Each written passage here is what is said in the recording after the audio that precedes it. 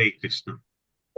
तो देखिए, प्रभुपाद ने क्या की, प्रभुपाद जो यहाँ पे बता रहे हैं भूमिका में जहां से स्टार्ट कर रहे हैं वहां पे देखिए एक इम्पॉर्टेंट बात बोल रहे हैं कि अ, निस्संदेह अमेरिका में भगवत गीता के अनेक अंग्रेजी संस्करण प्राप्त हैं, लेकिन जहां तक मैंने देखा है केवल अमेरिका ही नहीं अपितु भारत में भी कठिनाई से कोई प्रामाणिक संस्करण मिलता है, क्योंकि लगभग हर एक संस्करण में भाष्यकार ने भगवत गीता यथारूप के मर्म का स्पर्श किए बिना अपने मतों को व्यक्त किया। ये बहुत इंपॉर्टेंट है कि कोई हाँ भी खड़ी। भगवत गीता नहीं पढ़ के, क्योंकि हर एक भगवत गीता ऑथेंटिक नहीं है, भगवत गीता बहुत अवेलेबल होंगे। और वो हालांकि खास करके अमेरिका की बात कर रहे हैं, तो वहां पे यानी कि पूरे वर्ल्ड में अपने लोगों को पता है कि भगवत गीता बहुत पॉपुलर हो क्या चुका है। खड़ी। तो लोग क्या कर रहे हैं, भगवत गीता के ऊपर में काफी कमेंट्रीज लिख लिख के पब्लिश हो रहा है और लोग उसको फॉलो कर रहे हैं। और वो बोल रहे हैं कि उसमें हम देख रहे हैं कि भगवत गीता का जो मेन मर्म है उसको साइड कर दिया है। वो नहीं करके वहां से वो लोग डिविएट करके और वो अपना अपना जो राइटर है, जो ऑथर है, वो अपना थ्योरी, अपना फिलोसफी वहां पे इम्पोज कर दे रहा है। तो उससे क्या हो रहा है कि पूरा भगवत गीता भी डिस्ट्रैक्ट हो गया। तो नॉट ओनली दैट, वो बोल रहे हैं कि इवन भारत में भी ऐसा है। तो भारत में भी ऐसा है, इसका मतलब ये नहीं कि भारत भारत में ज्यादातर आपको हो सकता है कई ऑथेंटिक मिलेंगे। ये तो है नहीं कि एक ही ऑथेंटिक है, बट कई अनऑथेंटिक भी हो सकता है। तो वो भी हम लोगों को अवेयर होना चाहिए कि कोई भी भगवत गीता हम नहीं फॉलो करें, पहले हम समझ लें कि वो कितना ऑथेंटिक है। जैसे अभी एआई का जमाना चल रहा है, तो हम लोग देख रहे हैं कि एआई में एक ये होता है हेलुसिनेशन। हर आदमी अभी एआई को फॉलो कर रहा है, चैट जीपीटी में ये मिल रहा जा रहा है, उसमें वो मिल जा रहा है। पता चल रहा है कि उसमें कई उल्टा पुल्टा थ्योरी दे दे रहा है वो। उसको हेलुसिनेशन बोलता है, मतलब कि गलत थ्योरी दे दे रहा है, जो एग्जिस्ट ही नहीं करता है, ऐसा ऐसा इन्फॉर्मेशन दे देता है वो।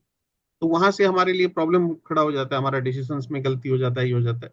तो to save from that, AI तो आज का ये है, ये प्रभुपाद 50 साल पहले की बात करें, 60 साल पहले की बात करें, उस समय भी उन्होंने लिखा है कि भाई बिवेयर ऑफ दिस। तो अनऑथेंटिक जो स्क्रिप्चर्स है या लिटरेचर है उससे बच के रही।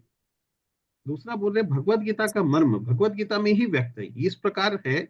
यदि हमें किसी, देखिए एक बहुत इंपॉर्टेंट बात यहाँ पे प्रभात ने बोला है कि हम लोग यदि कोई मेडिसिन लेना है, किसी को कोई बीमारी हो गया, तो मेडिसिन लेंगे, डॉक्टर के पास जाएंगे, और डॉक्टर बताएगा, प्रिस्क्रिप्शन में लिखता है कि ये दवाई लो, और इसका कितना डोज लेना वो भी बताता है कि भी एक टेबलेट लेना है कि आधा टेबलेट लेना है, सुबह लेना है कि शाम को लेना है, खाने से पहले लेना है कि खाने के बाद लेना है, साथ में क्या परहेज करना है, वो सब डॉक्टर गाइड करता है।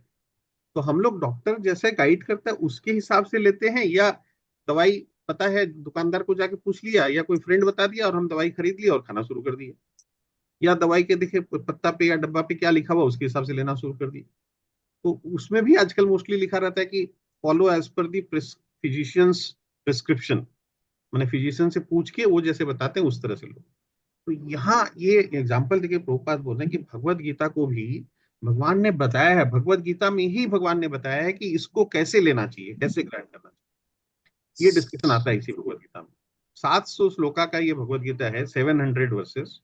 तो 18 चैप्टर्स है। और ये 18 चैप्टर में 700 श्लोका के अंदर में अर्जुन और कृष्ण का संवाद है। और इसमें क्या है, एक श्लोक, पहला श्लोक जो है वो धृतराष्ट्र का है, 29 श्लोक संजय का है। तो 29 और 31, उसमें से बचा 670।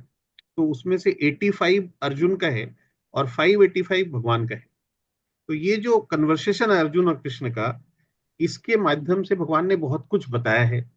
तो उसमें से उन्होंने ये भी बताया है कि भगवत गीता को कैसे लेना चाहिए, भगवत गीता क्या है, किसके लिए है, किस तरह से इसको लेना चाहिए। तो प्रभुपाद बोल रहे हैं कि जैसे डॉक्टर का प्रिस्क्रिप्शन को हम लोग फॉलो करते हैं, उसके साथ उसका परहेज को फॉलो करते हैं, उसी तरह भगवत गीता को आपको जिस तरह से बताया गया उस तरह से अगर आप उसको पढ़ोगे, उसको फॉलो करोगे, तब आपको ये समझ में आएगा, नहीं तो ये समझ में ही नहीं आएगा। मैंने कई लोग बोलते हैं कि हमने तो ये सुना है वो सुना है, भगवत गीता में तो ऐसा है, लेकिन मेरा थ्योरी तो ये है। तो हमको भगवत गीता प्रॉपरली पता ही नहीं है, मैंने पढ़ा ही नहीं, मैंने कभी ठीक से समझा ही नहीं, और कहीं से थोड़ा बहुत सुन के और उसके बारे में हम कमेंट्री कर रहे हैं, कमेंट कर रहे हैं, और हम अपना ओपिनियन बना रहे हैं, हम अपना थ्योरी लगा रहे हैं। तो इससे प्रभुपाद बोल रहे हैं कि भाई ये नहीं चलेगा, यहाँ से you are then being misguided, there is every likelihood that we will be misguided. तो बोला आपको प्रॉपरली इसको समझना पड़ेगा कि पूरा भगवत गीता क्या है, और इसका अल्टीमेटली प्रिस्क्रिप्शन किस तरीके से होता है, वो प्रोसीजर भी आपको समझना पड़ेगा, वहां पे क्या क्या परहेज बताया गया वो भी करना पड़ेगा, जो चीज जिस तरीके से ग्रहण करना है वो करना पड़ेगा, तभी आपको प्रॉपरली इसका मर्म समझ में आएगा।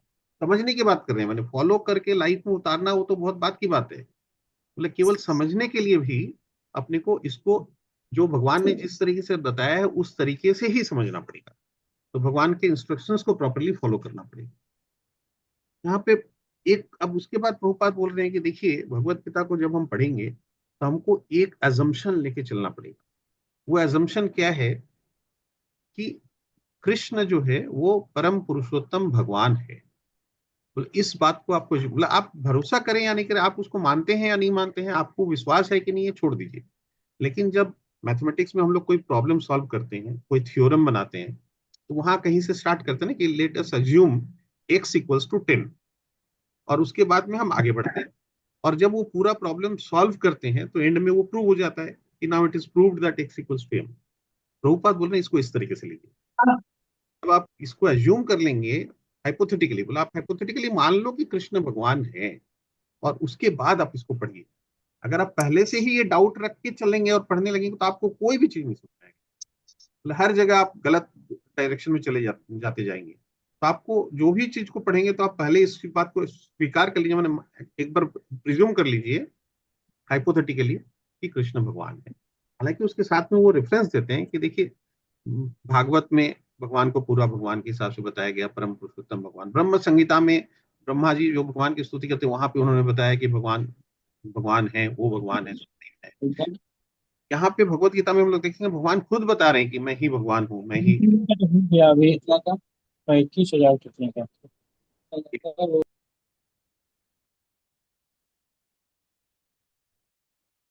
तो क्या है कि भगवान खुद ही बताए कि भी हाँ, वो अपना परिचय दे रहे हैं भगवान यहाँ पे कि मैं ही भगवान हूँ, मैं ही ये सारा चला रहा हूँ, ये कर रहा हूँ, और तुम्हारे साथ मेरा क्या संबंध है, सारा कुछ भगवान बताए।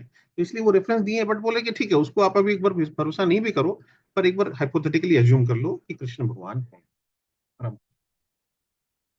फिर देखिए भगवान यहाँ पे अर्जुन को, जब अर्जुन और कृष्ण का संवाद चल रहा है स्टार्टिंग में ही अर्जुन एक जगह पे जाके बोलता है, भगवान ने बोला अर्जुन को कि अर्जुन ये जो ज्ञान मैं तुमको दे रहा हूँ, बोले ये ज्ञान एक्चुअली मैं लाखों वर्ष पूर्व सत्य युग में सूर्यदेव विवस्वान को दे चुका हूँ।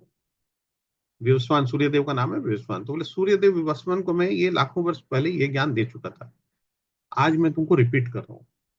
तो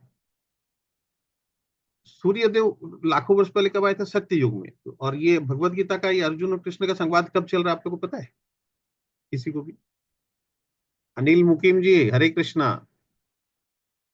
मतलब कलयुग के स्टार्टिंग में ना। हाँ मतलब कलयुग। कलयुग आरंभ होने वाला था और ये हाँ द्वापर युग सस्पेंड हो रहा था। हाँ, मैंने कली तब तक आरंभ नहीं हुआ था, इसके जस्ट बाद कली आरंभ होता है ना।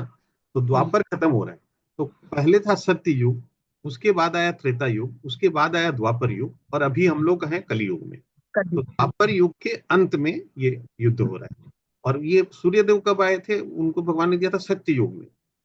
तो सत्य या शायद त्रेता युग में, नॉट सत्य युग, शायद त्रेता युग, क्योंकि सूर्यदेव सूर्यवंश में भगवान रामचंद्र आए थे ना, भगवान रामचंद्र त्रेता युग, तो वो सूर्यवंशी थे, तो शायद त्रेता युग में होगा।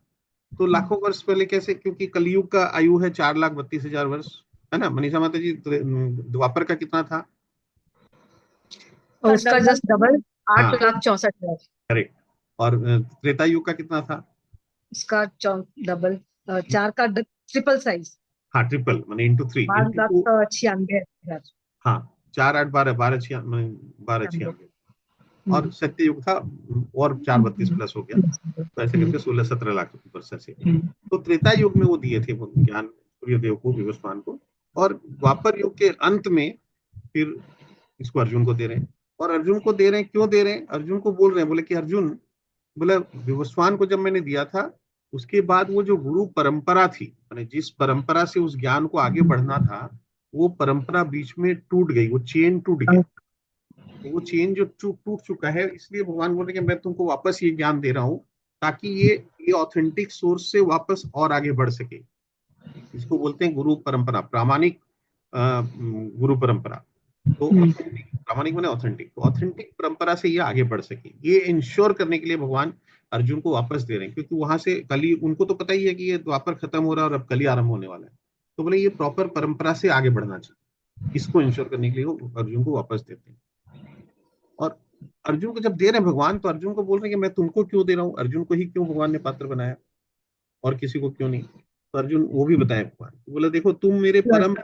हाँ बोलिए। भगवान का सच्चा भक्त है, एकदम सच हाँ मतलब।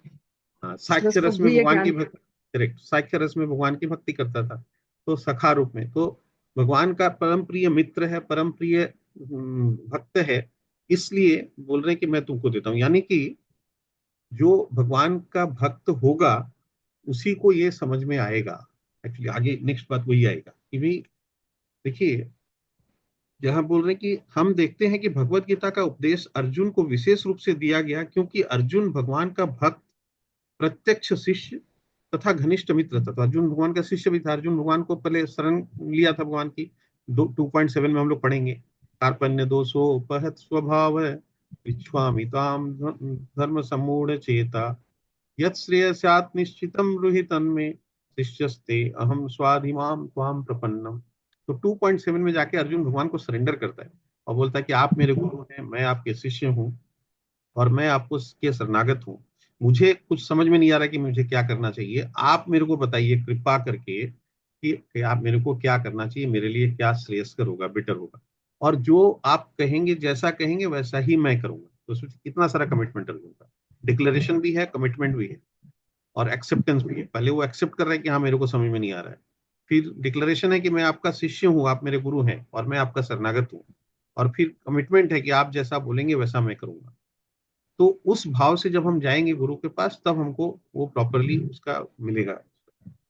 तो ये इंपॉर्टेंट बात यहाँ पे फिर प्रभुपाद बताते हैं कि देखिए भगवान की भक्ति अभी जो हम लोग किए साक्ष्य रूप में, तो बोला भगवान को हम लोग 5 तरीके से सर्व कर सकते हैं, कैटेगराइज किया हुआ है। तो उसको बोलते हैं कि पहले शांत रस में हम लोग, यानी कि निष्क्रिय अवस्था में ना, चुपचाप हम भगवान की भक्ति कर रहे हैं। दूसरा सक्रिय अवस्था में कि हम लोग एकदम सब कुछ करते हुए भी भगवान की भक्ति कर रहे हैं, दास्य रस उसको बोलते हैं, शांत रस और दास्य रस। उसके बाद होता है साक्ष्य रस, कि जैसे अर्जुन भगवान का सखा था। दास्य रस में कौन आता है? हनुमान जी। हाँ, हनुमान जी दास्य रस में भगवान के दास के रूप में हमेशा भगवान की सेवा करते रहते हैं। उसके बाद वात्सल्य रस में यशोदा मैया जैसे भगवान को वात्सल्य रूप में भक्ति करती है। और फिर माधुर्य रस में, तो गोपियां जो है, हाँ उन्होंने माधुर्य रस में भगवान की भक्ति की।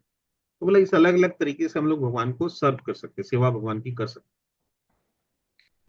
तो देखिए भगवान यहाँ पे फिर बोल रहे हैं कि भगवान तो हम लोग को भगवत गीता में क्या बताएं कि भगवान हमारे पिता हैं, मतलब हम सब उनके अंश हैं और हमारा उनसे एक परमानेंट संबंध है। तो निस्संदेह प्रत्येक व्यक्ति का भगवान से सीधा संबंध होता है और ये संबंध भक्ति की पूर्णता से ही जागृत होता है। किंतु वर्तमान जीवन की अवस्था में हमने न केवल भगवान को भुला दिया है, अपितु भगवान के साथ अपने शाश्वत संबंध को भी भुला दिया। तो भगवान जो वहां बैठे हैं, जो परम नियंता है, परम अल्टीमेट कंट्रोलर है, अल्टीमेट एंजॉयर है, अल्टीमेट डूअर है, परम कर्ता भी वही है, परम भक्ता भोक्ता भी वही है और परम नियंता भी वही है। भगवान बता रहे सारा चीज। तो बोला लेकिन हम लोग उनको भुला चुके हैं।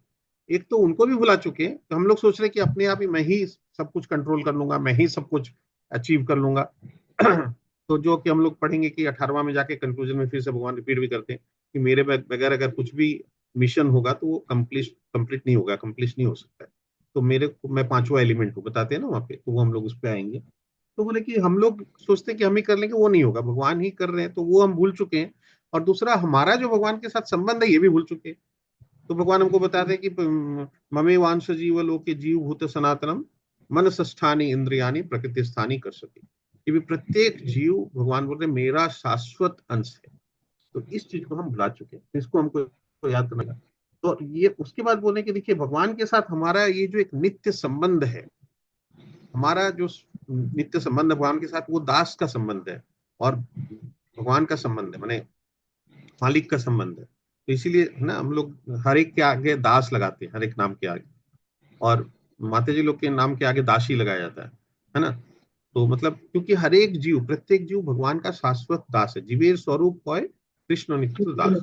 चैतन्य महाप्रभु बता के कि जीवेर स्वरूप है कृष्ण। तो हमारा स्वरूप क्या है, यानी कि हमारा एक्चुअल रूप क्या है कि हम भगवान के परमानेंट सर्वेंट्स है, तो नित्य दास है। तो ये जो हमारा संबंध है, और इसी को, इसके बारे में जब हम जानते हैं, इसका जब हमको रियलाइजेशन होता है, तो उसको बोलते हैं स्वरूप सिद्धि। तो स्वरूप सिद्धि क्या है कि हम अपने बारे में जाने कि हम कौन है, भगवान के परमानेंट अंश हैं और भगवान के परमानेंट सर्वेंट हैं। और हमको भगवान की सेवा करनी चाहिए। उन्होंने ही हमको मैंने, वो हमारे पिता हैं। एक्चुअली पिता तो क्या है, उसको बोलते हैं प्रपितामह। तो पिता, पिता से पिता होते प्रपिता, माने पितामह है। और पितामह के भी पिता वो होते प्रपितामह। तो जैसे ब्रह्मा जी को पितामह बोला जाता है, क्योंकि ब्रह्मा जी हम सबके एक्चुअली आदि जीव है, तो इसलिए ब्रह्मा जी को पितामह बोला जाता है। और वो भगवान के भी सृष्टि, ब्रह्मा जी के भी सृष्टि करते हैं, इसलिए उनको प्रपितामह बोला जाता है। तो जो भी है, तो उनके साथ ये जो हमारा संबंध है, इसको जब हम रियलाइज करते हैं तो इसको बोलते हैं स्वरूप सिद्धि। तो स्वरूप सिद्धि का मतलब ये हुआ अपने स्वरूप के बारे में जानना। तो ये उसके बाद देखिए, अर्जुन जो है भगवान को बोल रहा है, जब अर्जुन को ये रियलाइजेशन होता है तो अर्जुन भगवान को बोल रहा है कि आप भगवान है, परम धाम है, पवित्रतम है, परम सत्य है, आप शाश्वत है, दिव्य है, आदि पुरुष है, अजन्मा है तथा महानतम है। ये अर्जुन बोल रहा है भगवान को रियलाइजेशन होने के बाद में। 10वां चैप्टर में हम लोग पढ़ेंगे। तो क्या बोल रहे हैं अर्जुन, कि आप भगवान हैं, आप परम धाम है, आप पवित्रतम है, आप परम सत्य है, अल्टीमेट ट्रूथ आप है, और आप शाश्वत है, दिव्य है, आदि पुरुष है, अजन्मा है, आप महानतम है, ग्रेटेस्ट है, सुप्रीम पर्सनालिटी।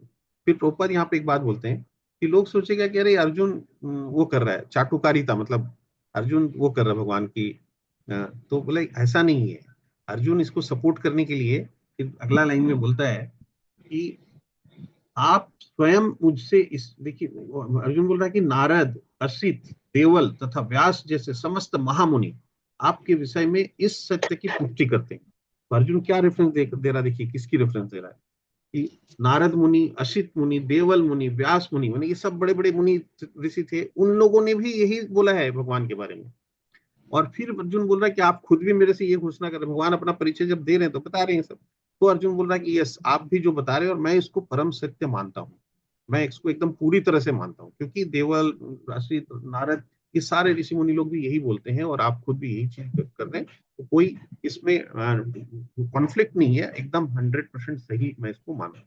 ये अर्जुन यहाँ पे डिक्लेयर करता है। उसके बाद देखिए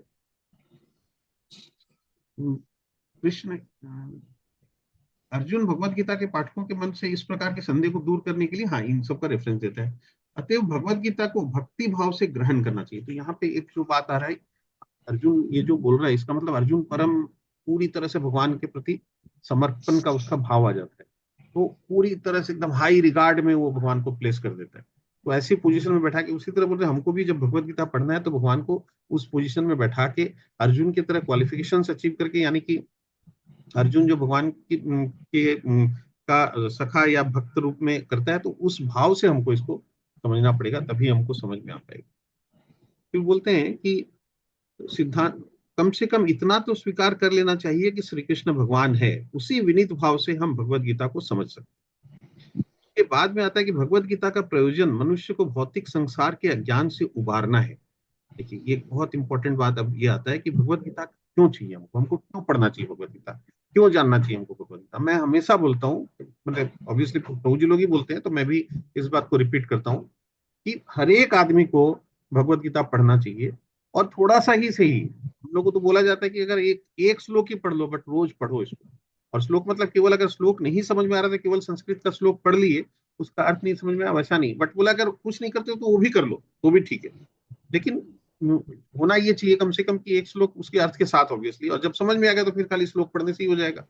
जब तक नहीं समझ में आता तो उसका अर्थ के साथ समझ लो कि क्या है। तो थोड़ा थोड़ा करके भी, अगर हम 10 मिनट भी रोज पढ़ेंगे, लेकिन पढ़ना चाहिए। तो क्यों पढ़ना चाहिए, तो इसका यहाँ पे आ रहा है, प्रभुपाद बता रहे हैं यहाँ पे कि भगवत गीता का जो पर्पस है, भगवान ने जो अर्जुन को ये नॉलेज दिया कि भी मैं वापस दे रहा हूँ, ताकि ये गुरु परंपरा से, ऑथेंटिक सोर्स से आगे बढ़े। क्यों भगवान चाहते कि आगे बढ़े, क्योंकि भगवान को मालूम है, वो भगवान ने यहाँ पे भगवत गीता में आएगा, यदा यदा ही धर्मस्य ग्लानिर्भवति भारत अभ्युत्थानम अधर्मस्य तदात्मानं सृजाम्यहम् परित्राणाय साधु नाम विनाशाय च दुष्कृता धर्म संस्थापनार्थाय संभवामि युगे युगे। तो भगवान बोले कि मैं क्यों आया हूँ और क्यों आता हूँ, आते रहता हूँ। तो तब ये, अब ये वाला श्लोक तो पर्टिकुलरली, ये 2-3 श्लोक जो मैंने बोला, ये तो सबको याद होगा, क्योंकि राम महाभारत जब आता था उसमें पूरा ये श्लोक रोज गाया जाता था। यदा यदा ही धर्मस्य ग्लानिर्भवति भारत अभ्युत्थानम अधर्मस्य तदात्मानं सृजाम्यहम्, पूरा म्यूजिक के साथ आता था। तो वहां भगवान बोल रहे हैं कि जब जब धर्म का ह्रास होता है, अधर्म पनपता है और मेरे भक्तों के ऊपर अत्याचार बढ़ता है, तब मैं अपने भक्तों को उद्धार करने के लिए और उनको आनंद देने के लिए मतलब मैं युग युग में आते रहता हूँ, ये भगवान बोल। तो भगवान यहाँ पे आए थे कि भी अर्जुन के माध्यम से ये नॉलेज आगे बढ़े, क्योंकि वो देखे कि अब कली आने वाला है और इसमें बहुत घोर घनघोर अंधकार आने वाला है कली में। तो इसलिए बोले कि ये नॉलेज को वापस चालू करना जरूरी है। इसलिए द्वापर के अंत में जब कली आने वाला है इसके जस्ट बाद, उस समय वो दे रहे हैं ताकि यहाँ से ये परंपरा आगे बढ़े। तो उनका पर्पस था कि बाकी मनुष्य को भौतिक संसार के अज्ञान से उबारना है। तो वो कैसे उभरेंगे? तो वो बोल रहे हैं कि न केवल अर्जुन वरन हम में से प्रत्येक व्यक्ति इस भौतिक अस्तित्व के कारण चिंताओं से पूर्ण है। हमारा अस्तित्व ही अनस्तित्व अनस्तित्व के परिवेश में, ये बहुत इंपॉर्टेंट बात है, समझने लायक। देखिए कि हमारा दो लाइन है यहाँ पे। तो पहला है कि हम में से प्रत्येक व्यक्ति इस भौतिक अस्तित्व के कारण चिंताओं से पूर्ण है, कि हम सब में माने स्ट्रेस है, टेंशन है, और हमारा अस्तित्व ही अनस्तित्व के परिवेश में। ये जो लाइन है, हमारा अस्तित्व ही अनस्तित्व के परिवेश में है, इसको समझने की जरूरत है कि हमारा अस्तित्व यानी हमारा एग्जिस्टेंस, अनस्तित्व मतलब जो एग्जिस्ट नहीं करता उसमें है हमारा अस्तित्व। इसका मतलब क्या हुआ कि हम लोग कहाँ हैं? इस भौतिक जगत में है। तो ये जो भौतिक जगत में, ये जो भौतिक प्रकृति है, हम लोग इतना बड़ा जो बाहर का दुनिया देख रहे हैं कि इतनी इतने पेड़ पौधे हैं, नदी नाले हैं, समुंदर है, जमीन है, आसमान है, तो ये जो पूरा देख रहे हैं। हाँ, We do not belong here. हाँ, we do not belong to this place. तो ये जो भौतिक प्रकृति है, ये भौतिक प्रकृति तो टेम्पोररी है। ये जो भौतिक जगत है ये तो टेम्पोररी, एक्चुअली प्रकृति टेम्पोररी नहीं है, लेकिन ये जो भौतिक जगत है टेम्पोररी। इसको बोलते हैं दुखालयम अशाश्वतम। तो दुखालयम अशाश्वतम मतलब ये दुखों से पूर्ण है, दुखों का आलय है। और अशाश्वतम मतलब ये शाश्वत नहीं है, यानी कि परमानेंट नहीं है, ये टेम्पोररी। क्यों दुखों का? इसलिए पहला लाइन में आते हैं कि चिंताओं से पूर्ण है। क्यों है चिंताओं से पूर्ण? क्यों इसको दुखालय बोला गया? क्या दुख जन्म है? मृत्यु जरा व्याधि।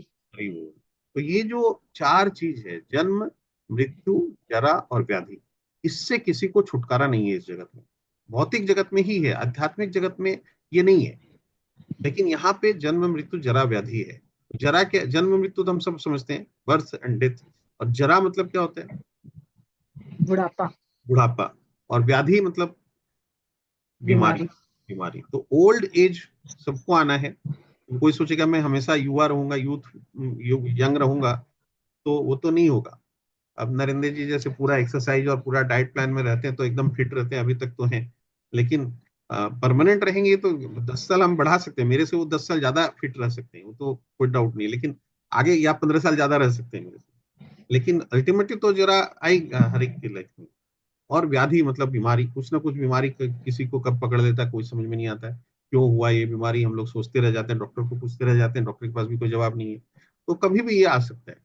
और दूसरा, इसके साथ एक और चीज ध्यान में रखना चाहिए कि 3 तरह के ताप जो इस जगत में हमको मिलते हैं। क्या क्या 3 तरह के ताप है, याद है? आदि भौतिक, आदि दैविक, आध्यात्मिक। हरी बोल। तो आदि भौतिक ताप क्या है? आदि भौतिक है कि ये आपके बुरा, नेचर। ये सब अर्थक्वेक नेचर सब जब आ जाए, फ्लड। वो अधिदैविक है। वो अधिदैविक है। हाँ, आदि दैविक है। हाँ, आदि भौतिक अपना शरीर का जो अंदर का होता है उसको नहीं, आध्यात्मिक बोलते हैं। नहीं, आध्यात्मिक बाहर के लोगों से जो आता है, अगल बगल के आस हाँ, पड़ोस के लोगों से जो आता है। हाँ, हाँ, अगल हरी। बगल, ऊपर नीचे और अंदर। करेक्ट, हाँ। हम्म। तो अधिदैविक मतलब ऊपर से आता है, और होता है, अधिभौतिक मतलब जो साइड से आता है, नीचे और आता है, आध्यात्मिक मतलब जो अंदर से आता है। अंदर से।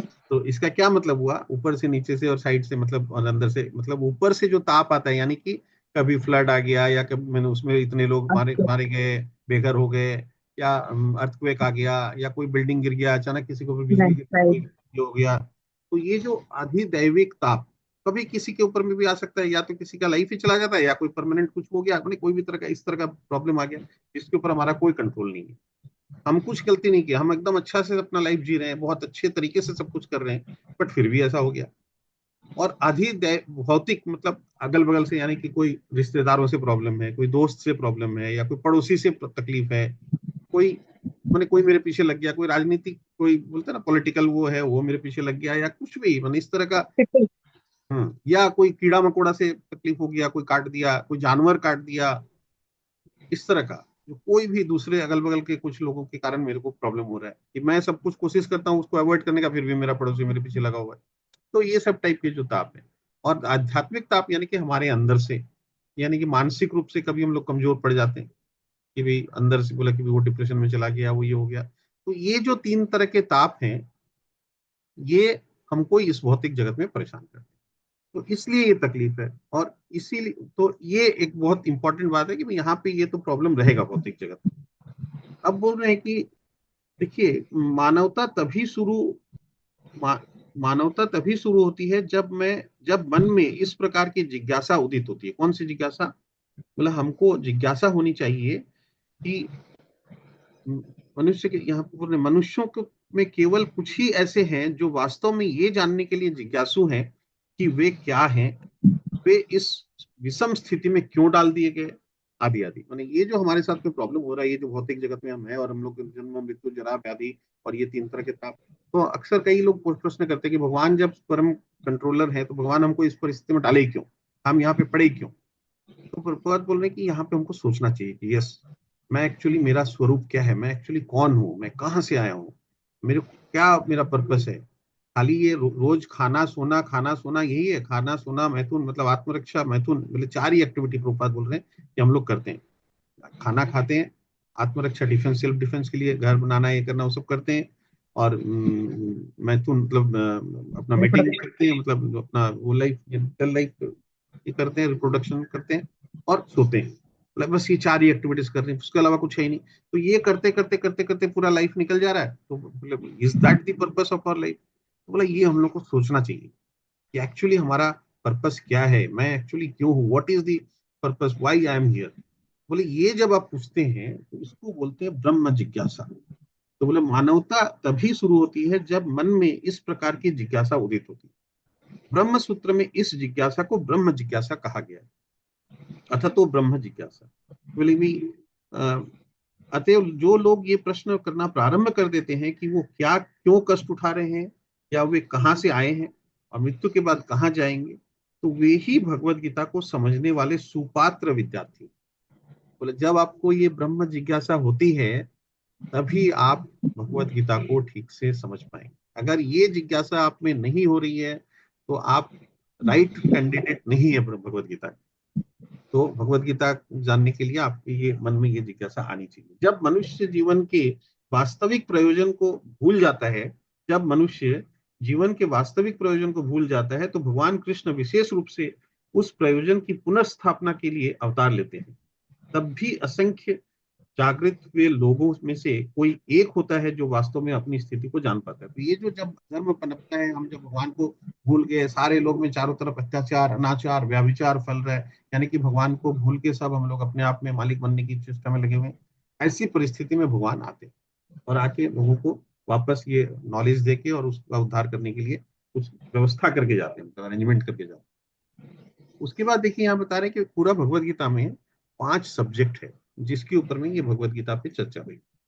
क्या ये 5 सब्जेक्ट्स है? याद है क्या क्या 5 सब्जेक्ट्स है? प्रकृति काल कर्म, हाँ, और प्रकृति काल कर्म,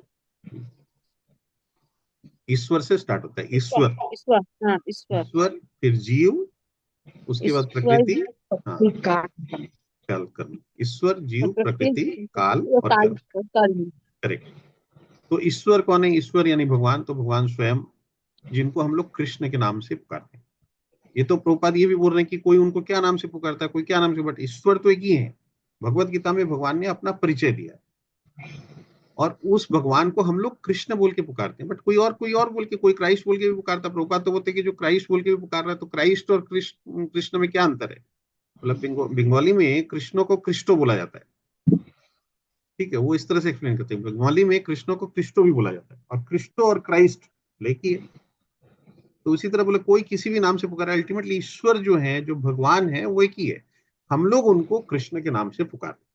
और कृष्ण शब्द का जस्टिफिकेशन भी प्रभुपाद दे रहे कि कृष्ण क्या है। कृष्ण का मतलब क्या होता है? सर्वाकर्षक, हाँ, आकर्षण करने वाला।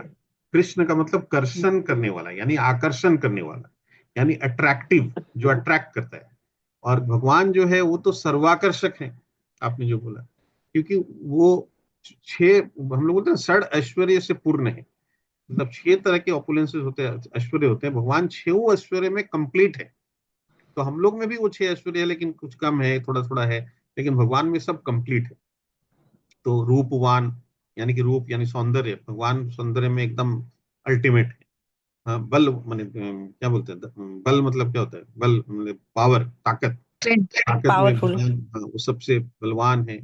बुद्धि, बुद्धि में वो सबसे बुद्धिमान है ना। तो और लास्ट में आता है उसमें वैराग्य, ये वैराग्य में भी वो सबसे कंप्लीट है, वो सब चीज में और complete है। वैभव भैया। हाँ, हाँ, वैभव मतलब ऐश्वर्य, करेक्ट, मतलब कि भी वेल्थ, तो उसमें भी वो एकदम कंप्लीट है। तो इस तरह से ये जो छह प्रकार के रीना माता जी, हरे कृष्णा। हरे कृष्णा भैया। हरे कृष्णा, हरे कृष्णा। तो ये जो छह प्रकार के वैभव से वो कंप्लीट है, पूर्ण है, इसीलिए उनको वो सब सर्वाकर्षक, उनसे ज्यादा आकर्षक और कौन हो सकता है। तो इसलिए प्रभुपाद बोले कि कृष्ण नाम जो हम लोग उनको कृष्ण नाम से पुकार रहे हैं, तो एकदम परफेक्ट है, जस्टिफाइड है कि कृष्ण नाम से पुकारना हो, ये प्रभुपाद बोल रहे हैं, ठीक है ना। तो ईश्वर जीव प्रकृति, ईश्वर क्या है, वो भगवान स्वयं, जो बोल रहे हैं कि मैंने ये पूरे जगत को बनाया है। और जगत में, पूरे जगत में क्या क्या आता है?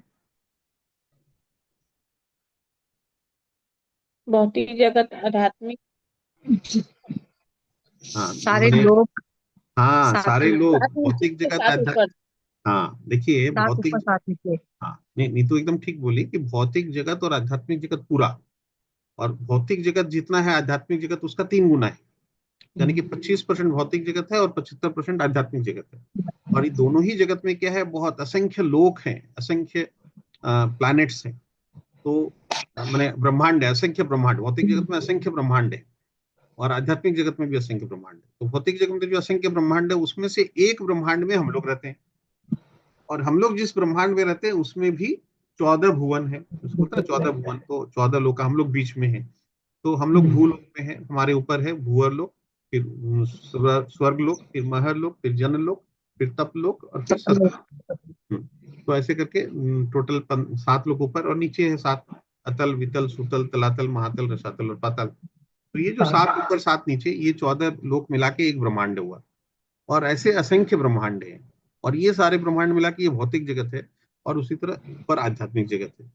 तो ये जो पूरे प्रकृति है, इसके भगवान बोल रहे इसके सृष्टिकर्ता मैं हूँ, और मेरी अध्यक्षता में ये पूरी काम कर रही है, यानी कि प्रत्येक प्लानेट, प्रत्येक लोक, मतलब सब भगवान के अध्यक्षता में, माने वो पूरी चीज को मैनेज कर रहे हैं, कंट्रोल कर रहे हैं, वो ऑपरेट कर रहे हैं।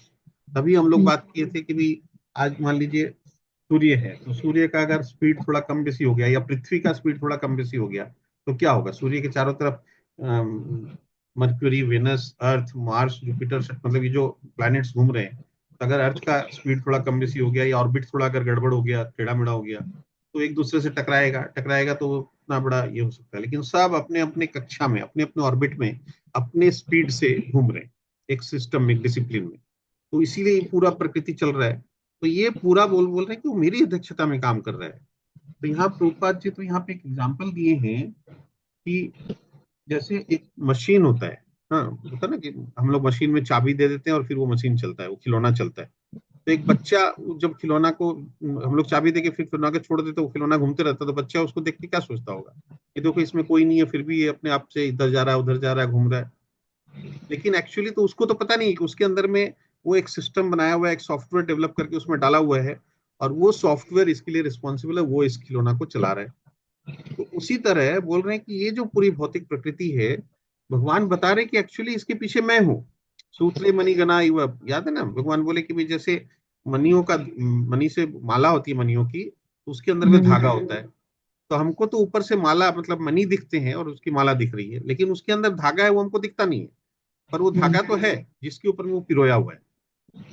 तो उसी तरह भगवान बोल रहे हैं कि हम लोग को ये भौतिक जगत तो दिख रहा है, लेकिन इसके पीछे कौन है, कौन इसको चला रहा है, वो हमको दिख नहीं रहा।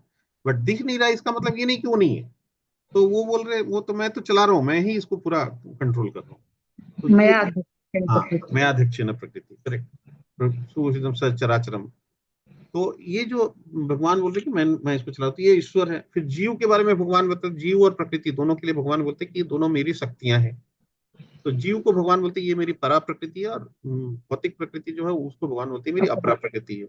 मतलब सुपीरियर एनर्जी और इंफीरियर एनर्जी है, दोनों ही भगवान की प्रकृति, लेकिन इसको सुपीरियर और उसको इंफीरियर, ये सुपीरियर एनर्जी इंफीरियर एनर्जी, परा प्रकृति अपरा प्रकृति बोलते हैं। और भगवान बोलते हैं परा प्रकृति अपरा प्रकृति का विदोहन करती है और अपना एग्जिस्टेंस के लिए सरवाइव करती है। तो ये ईश्वर, जीव, प्रकृति, काल और कर्म। तो काल क्या है? समय। तो समय के हिसाब से सब कुछ चल रहा है। और कर्म, कर्म मतलब हम लोग जो कुछ भी करते हैं, तो हम लोग कुछ अच्छे कर्म करते हैं तो उसका अच्छा फल मिलता है, कुछ बुरे कर्म करते हैं तो उसको बुरा फल मिलता है। तो हम लोग जब जो भी करते हैं उससे हमारे कर्म बनते हैं। हम लोग जब कुछ कार्य करते हैं, कोई भी एक्टिविटी करते हैं, तो उससे हमारे कर्म बनते हैं। तो ये जो कर्म बनते हैं, और वो कर्म हमारे अच्छे भी बन सकते हैं, बुरे भी बन सकते हैं, डिपेंडिंग अपॉन कि हम कैसी एक्टिविटीज कर रहे हैं। तो अब ये जो बोल रहे हैं कि ईश्वर, जीव, प्रकृति, काल और कर्म, इसके ये 5 सब्जेक्ट के ऊपर में पूरा यहाँ पे डिस्कशन है। अब बोल रहे हैं कि प्रकृति जो है, ये प्रकृति 3 गुणों से चलती है। क्या क्या 3 गुण है? प्रकृति के 3 गुण इसको बोलते हैं, तमोगुण, रजोगुण और सतोगुण। तो तामसिक, राजसिक और सात्विक।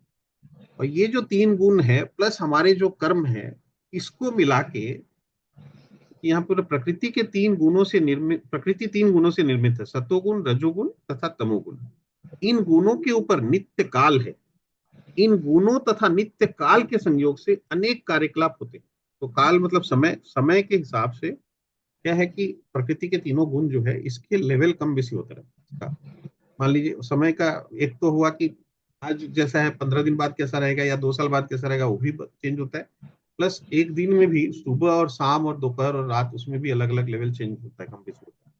तो बोलते हैं कि जो प्रकृति के 3 गुण और ये काल, इसको मिला के हमारे अलग अलग एक्टिविटीज होते हैं। यानी कि भगवान बताएं, जो हम लोग बाद में डिस्कस करेंगे, हम लोग ऑलरेडी पहले कर चुके, कि भगवान बोल रहे कि कर्म तो हमको करना ही पड़ेगा। पर हम लोग सोचते हैं कि कर्म करने वाले हम हैं। भगवान बोल रहे ये ऐसा नहीं है। मैं कर्म करने वाला नहीं हूँ। मेरे जो प्रकृति के गुण हैं, मेरे एक्टिविटीज के हिसाब से डिपेंड करके मेरे को, मेरे प्रकृति का गुण का लेवल कम बेसी होता है। और जैसे मेरे गुण होते हैं, यानी कि तमोगुण या रजोगुण या सतोगुण, उसके अनुसार मेरे एक्टिविटीज होती है, मेरे कर्म होते हैं। और उसका मैंने उसके हिसाब से मेरे को फल मिलेगा। यानी कि मैं जो कुछ भी करता हूँ, एक्चुअली वो प्रकृति के गुणों द्वारा संपन्न होता है। मैं उसके लिए रिस्पॉन्सिबल नहीं हूँ। प्रकृति के ये जो 3 गुण है, ये रिस्पॉन्सिबल है उसके उसके कारण हमारी सारी एक्टिविटीज होती है। इसलिए इनफैक्ट बोला गया है इसमें शास्त्र में कि हम लोग जो अत्याहार प्रयास प्रजल्प नियमाग्रह है, वो जो है उसमें प्रयास मतलब अत्यधिक प्रयास, हम लोग जो बहुत ज्यादा एफर्ट्स डालते हैं किसी भी चीज में, मतलब इतने एफर्ट्स की एक्चुअली जरूरत नहीं है। कोई भी फिजिकल एक्टिविटीज जो है, भौतिक कार्य, वो अपने आप ही होंगे हमारे गुणों के अनुसार। बल हमको काम करना चाहिए अपने गुणों के ऊपर, यानी कि हमको अपने गुण को ठीक करना चाहिए। तो हमारे एक्टिविटीज बाकी जो है वो तो सब अपने आप ही होंगे। ये इसका निचोड़ आता है बाद में। तो ये 5 सब्जेक्ट के बारे में डिस्कशन हुआ। उसके बाद बोल रहे ईश्वर अर्थात परम ईश्वर परम चेतना स्वरूप है। जीव भी ईश्वर का अंश होने के कारण चेतन है। जीव तथा भौतिक प्रकृति दोनों को प्रकृति बताया गया है, अर्थात वे परमेश्वर की शक्ति है। इन 3 दोनों में से केवल जीव चेतन है, दूसरी प्रकृति चेतन नहीं है। देखिए, भौतिक प्रकृति और जीव में से जो डिफ्रेंशिएट किया गया, इसको परा और इसको अपरा, उसके लिए बता रहे हैं कि ऐसा क्यों किया गया। क्योंकि जीव जो है, हम लोग चेतन है, माने हमारे अंदर कॉन्शियसनेस है, तो हम सोच सकते हैं, हम प्रश्न कर सकते हैं और हम अकॉर्डिंगली काम कर सकते हैं। तो बोले जो वो जो ब्रह्म जिज्ञासा की बात हुई, तो वो हम कर सकते हैं, लेकिन जो भौतिक प्रकृति है वो नहीं कर सकते। तो इसलिए बोल रहे हैं कि हमको सुपीरियर एनर्जी बोला गया, उसको इंफीरियर एनर्जी, लेकिन दोनों ही भगवान की प्रकृति।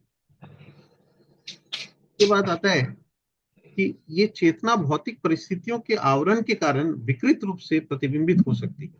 जिस प्रकार रंगीन कांच से परिवर्तित प्रकाश उसी रंग का प्रतीत होता है, किंतु भगवान की चेतना भौतिकता से प्रभावित नहीं होती है। तो देखिए, हमारी जो चेतना है, हमारी चेतना जैसी होती है उसके अनुसार हम चीजों को देखते हैं। तो यहाँ पे एक एग्जांपल दिए प्रभुपाद जी कि एक मान लीजिए रोशनी है, अगर हम ग्रीन कलर का कांच लगा के आंख में देखेंगे तो हमको रोशनी बाहर में ग्रीन दिखाई देती है। और अगर हम नीला रंग का कांच से देखेंगे तो हमको बाहर में रोशनी नीली दिखाई देती है। तो बोला उसी तरह ये जो हमारी जो चेतना है, ये चेतना भी हमारा वो शीशा का काम करती है। तो हम कौन सी चेतना में हैं उसके अनुसार हम चीजों को देखते हैं। भौतिक कल्मश ग्रस्त चेतना से मुक्त हुए बिना कोई दिव्य जगत के विषय में कुछ नहीं कर सकता। ये जो चेतना का डिस्कशन हम लोग बार बार करते हैं ना, भगवत गीता तो शिक्षा देती है कि हमें इस कलुषित चेतना को शुद्ध करना है। शुद्ध चेतना होने पर हमारे सारे कर्म ईश्वर की इच्छानुसार होंगे और इससे हम सुखी हो सकेंगे। यहाँ पे एक बहुत इंपॉर्टेंट बात है, इसको मैं पढ़ता हूँ पैराग्राफ को। किंतु भगवान की चेतना भौतिकता से प्रभावित नहीं होती। भगवान कहते हैं मयाध्यक्षेण प्रकृति, यानी जब वे इस भौतिक विश्व में अवतरित होते हैं तो उनकी चेतना पर भौतिक प्रभाव नहीं पड़ता। यदि वे इस तरह प्रभावित होते तो दिव्य विषयों के संबंध में उस तरह बोलने के अधिकारी न होते, जैसा कि भगवत गीता में बोलते हैं। भौतिक कलमशग्रस्त चेतना से मुक्त हुए बिना कोई दिव्य जगत के विषय में कुछ नहीं कर सकता। तो हमारी जो चेतना है, हमारी जो कॉन्शियसनेस है, हमारी जो इंटेलिजेंस है, वो कहाँ है? हमारी चेतना, भगवान बता रहे कि कलुषित हो गई है। कलुषित यानी कॉन्टामिनेटेड, कॉन्टामिनेशन हो गया। क्या कॉन्टामिनेशन है? भौतिक कॉन्टामिनेशन, मतलब मटेरियल कॉन्टामिनेशन। ये जो मटेरियल वर्ल्ड है, भौतिक जगत है, इससे इसका जो मैल हमारी चेतना के ऊपर जम गया है। उससे क्या हुआ? हमारी चेतना सुप्त अवस्था में चली गई। सुप्त मतलब एकदम कवर्ड, पूरी तरह से कवर्ड है। तो उसको हम लोग, वो डिस्कशन बाद में आएगा ना, कि इसको हम लोग धीरे धीरे अगर हम कल्टीवेट करेंगे तो सुप्त से ये मुकुलित हो सकता है, मुकुलित से विकसित हो सकता है। हाँ, प्रस्फुटित होगा, फिर माने मुकुलित होगा, फिर प्रस्फुटित होगा, फिर विकसित होगा, फिर पूर्ण विकसित होगा। ऐसे करके इसको हम लोग ग्रेजुअली आगे बढ़ा सकते हैं। तो ये जो सुप्त अवस्था में हमारी चेतना चली गई है, उससे क्या हुआ है कि हम अपने स्वरूप को भूल गए। हमारा स्वरूप क्या है? कि हम भगवान के परमानेंट अंश हैं, ये भूल गए। और भगवान के साथ हमारा ये जो परमानेंट रिलेशनशिप है, ये हम भूल गए। भगवान है वहां पे, ये हम भूल गए।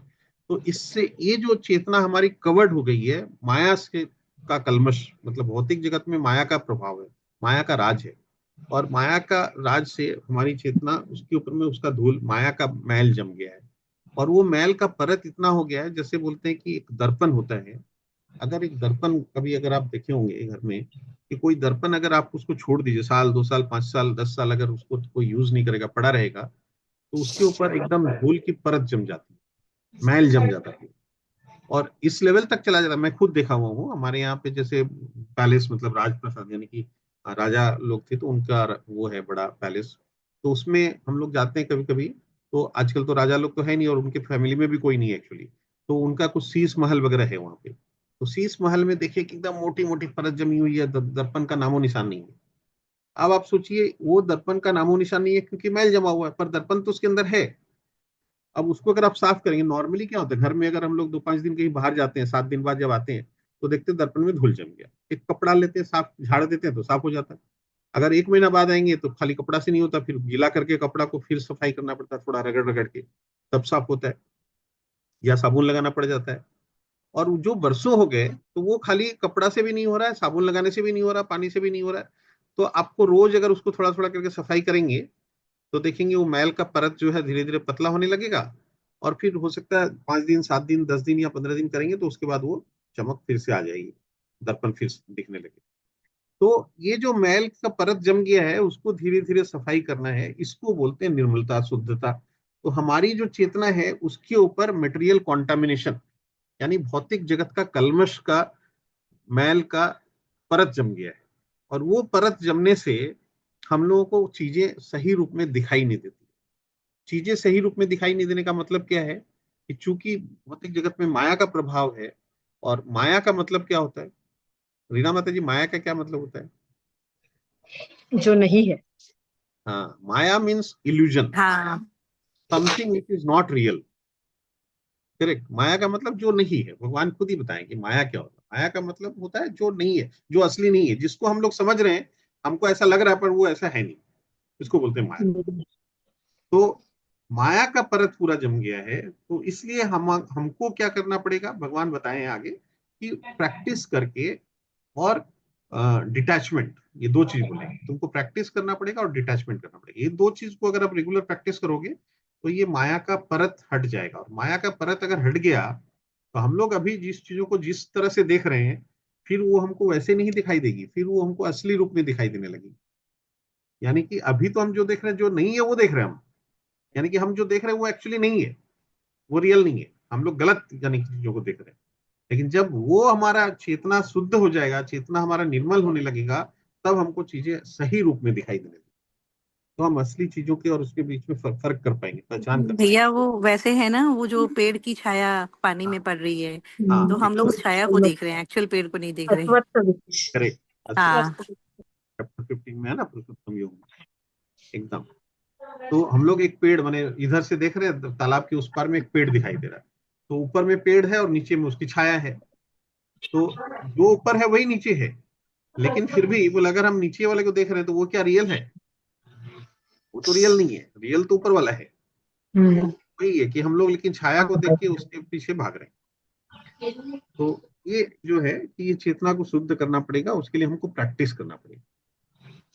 अब देखिए, जब हम भौतिक दृष्टि से कलुषित होते हैं तो हम बद्ध कहलाते हैं। मिथ्या चेतना का प्राकट्य इसलिए होता है कि हम अपने आप को प्रकृति का प्रतिफल यानी उत्पाद मान बैठते हैं। हम लोग सोचते हैं कि प्रकृति का ही प्रोडक्ट हम लोग, तो इसीलिए हम लोग कई चीजों का हम लोग गलत उसमें चले जाते हैं, मतलब मिस डायरेक्टेड हो जाते हैं, मिसगाइडेड हो जाते हैं। तो एक्चुअली तो ऐसा नहीं है। ईश्वर, जीव, प्रकृति, काल, कर्म, तो जीव भी भगवान बोल रहे मेरी प्रकृति है, और प्रकृति भौतिक प्रकृति ये भी बोला मेरी प्रकृति है। तो ये परा प्रकृति है, परा प्रकृति है। तो हम लोग एक्चुअली तो एक पार है, हम लोग प्रकृति के प्रोडक्ट नहीं है, बल्कि भगवान बोल रहे हैं कि मेरी परा प्रकृति जो है वो अपरा प्रकृति यानी जीव जो है वो भौतिक प्रकृति का विदोहन कर रही है, एक्सप्लॉइट कर रही है, उसको एक्सप्लॉइट करके वो अपना सर्वाइव कर रही है। तो इसलिए बोल रहे हैं कि हम लोग को यहाँ पे थोड़ा मिसगाइडेंस होता है इसके चक्कर में। तो उसे मनुष्य को देहात्म बुद्धि से मुक्त होना है, और अध्यात्मवादी के लिए प्रारंभिक कर्तव्य यही है। देहात्म बुद्धि, देखिए यहाँ देहात्म बुद्धि का एक बात जो आता है, ये मिथ्या अहंकार कहलाता है। जो व्यक्ति देहात्म बुद्धि में लीन रहता है वह अपनी स्थिति यानी स्वरूप को नहीं समझ पाता। तो हम लोग ये जो हम लोग अपने आप को जो प्रकृति का प्रोडक्ट समझ के, और हम लोग अपने आप को, ये बॉडी जो है हमारा, एक्चुअली ये बॉडी क्या चीज से बना हुआ? पृथ्वी, जल, अग्नि, वायु, आकाश से बना हुआ है, और मैंने स्थूल शरीर जो है। और ये जो भौतिक प्रकृति है ये भी पृथ्वी, जल, अग्नि, वायु, आकाश से बना हुआ है। तो हम लोग बोलते हैं ना पंचभूत से बना हुआ शरीर है और पंचभूत में ही विलीन हो जाता है।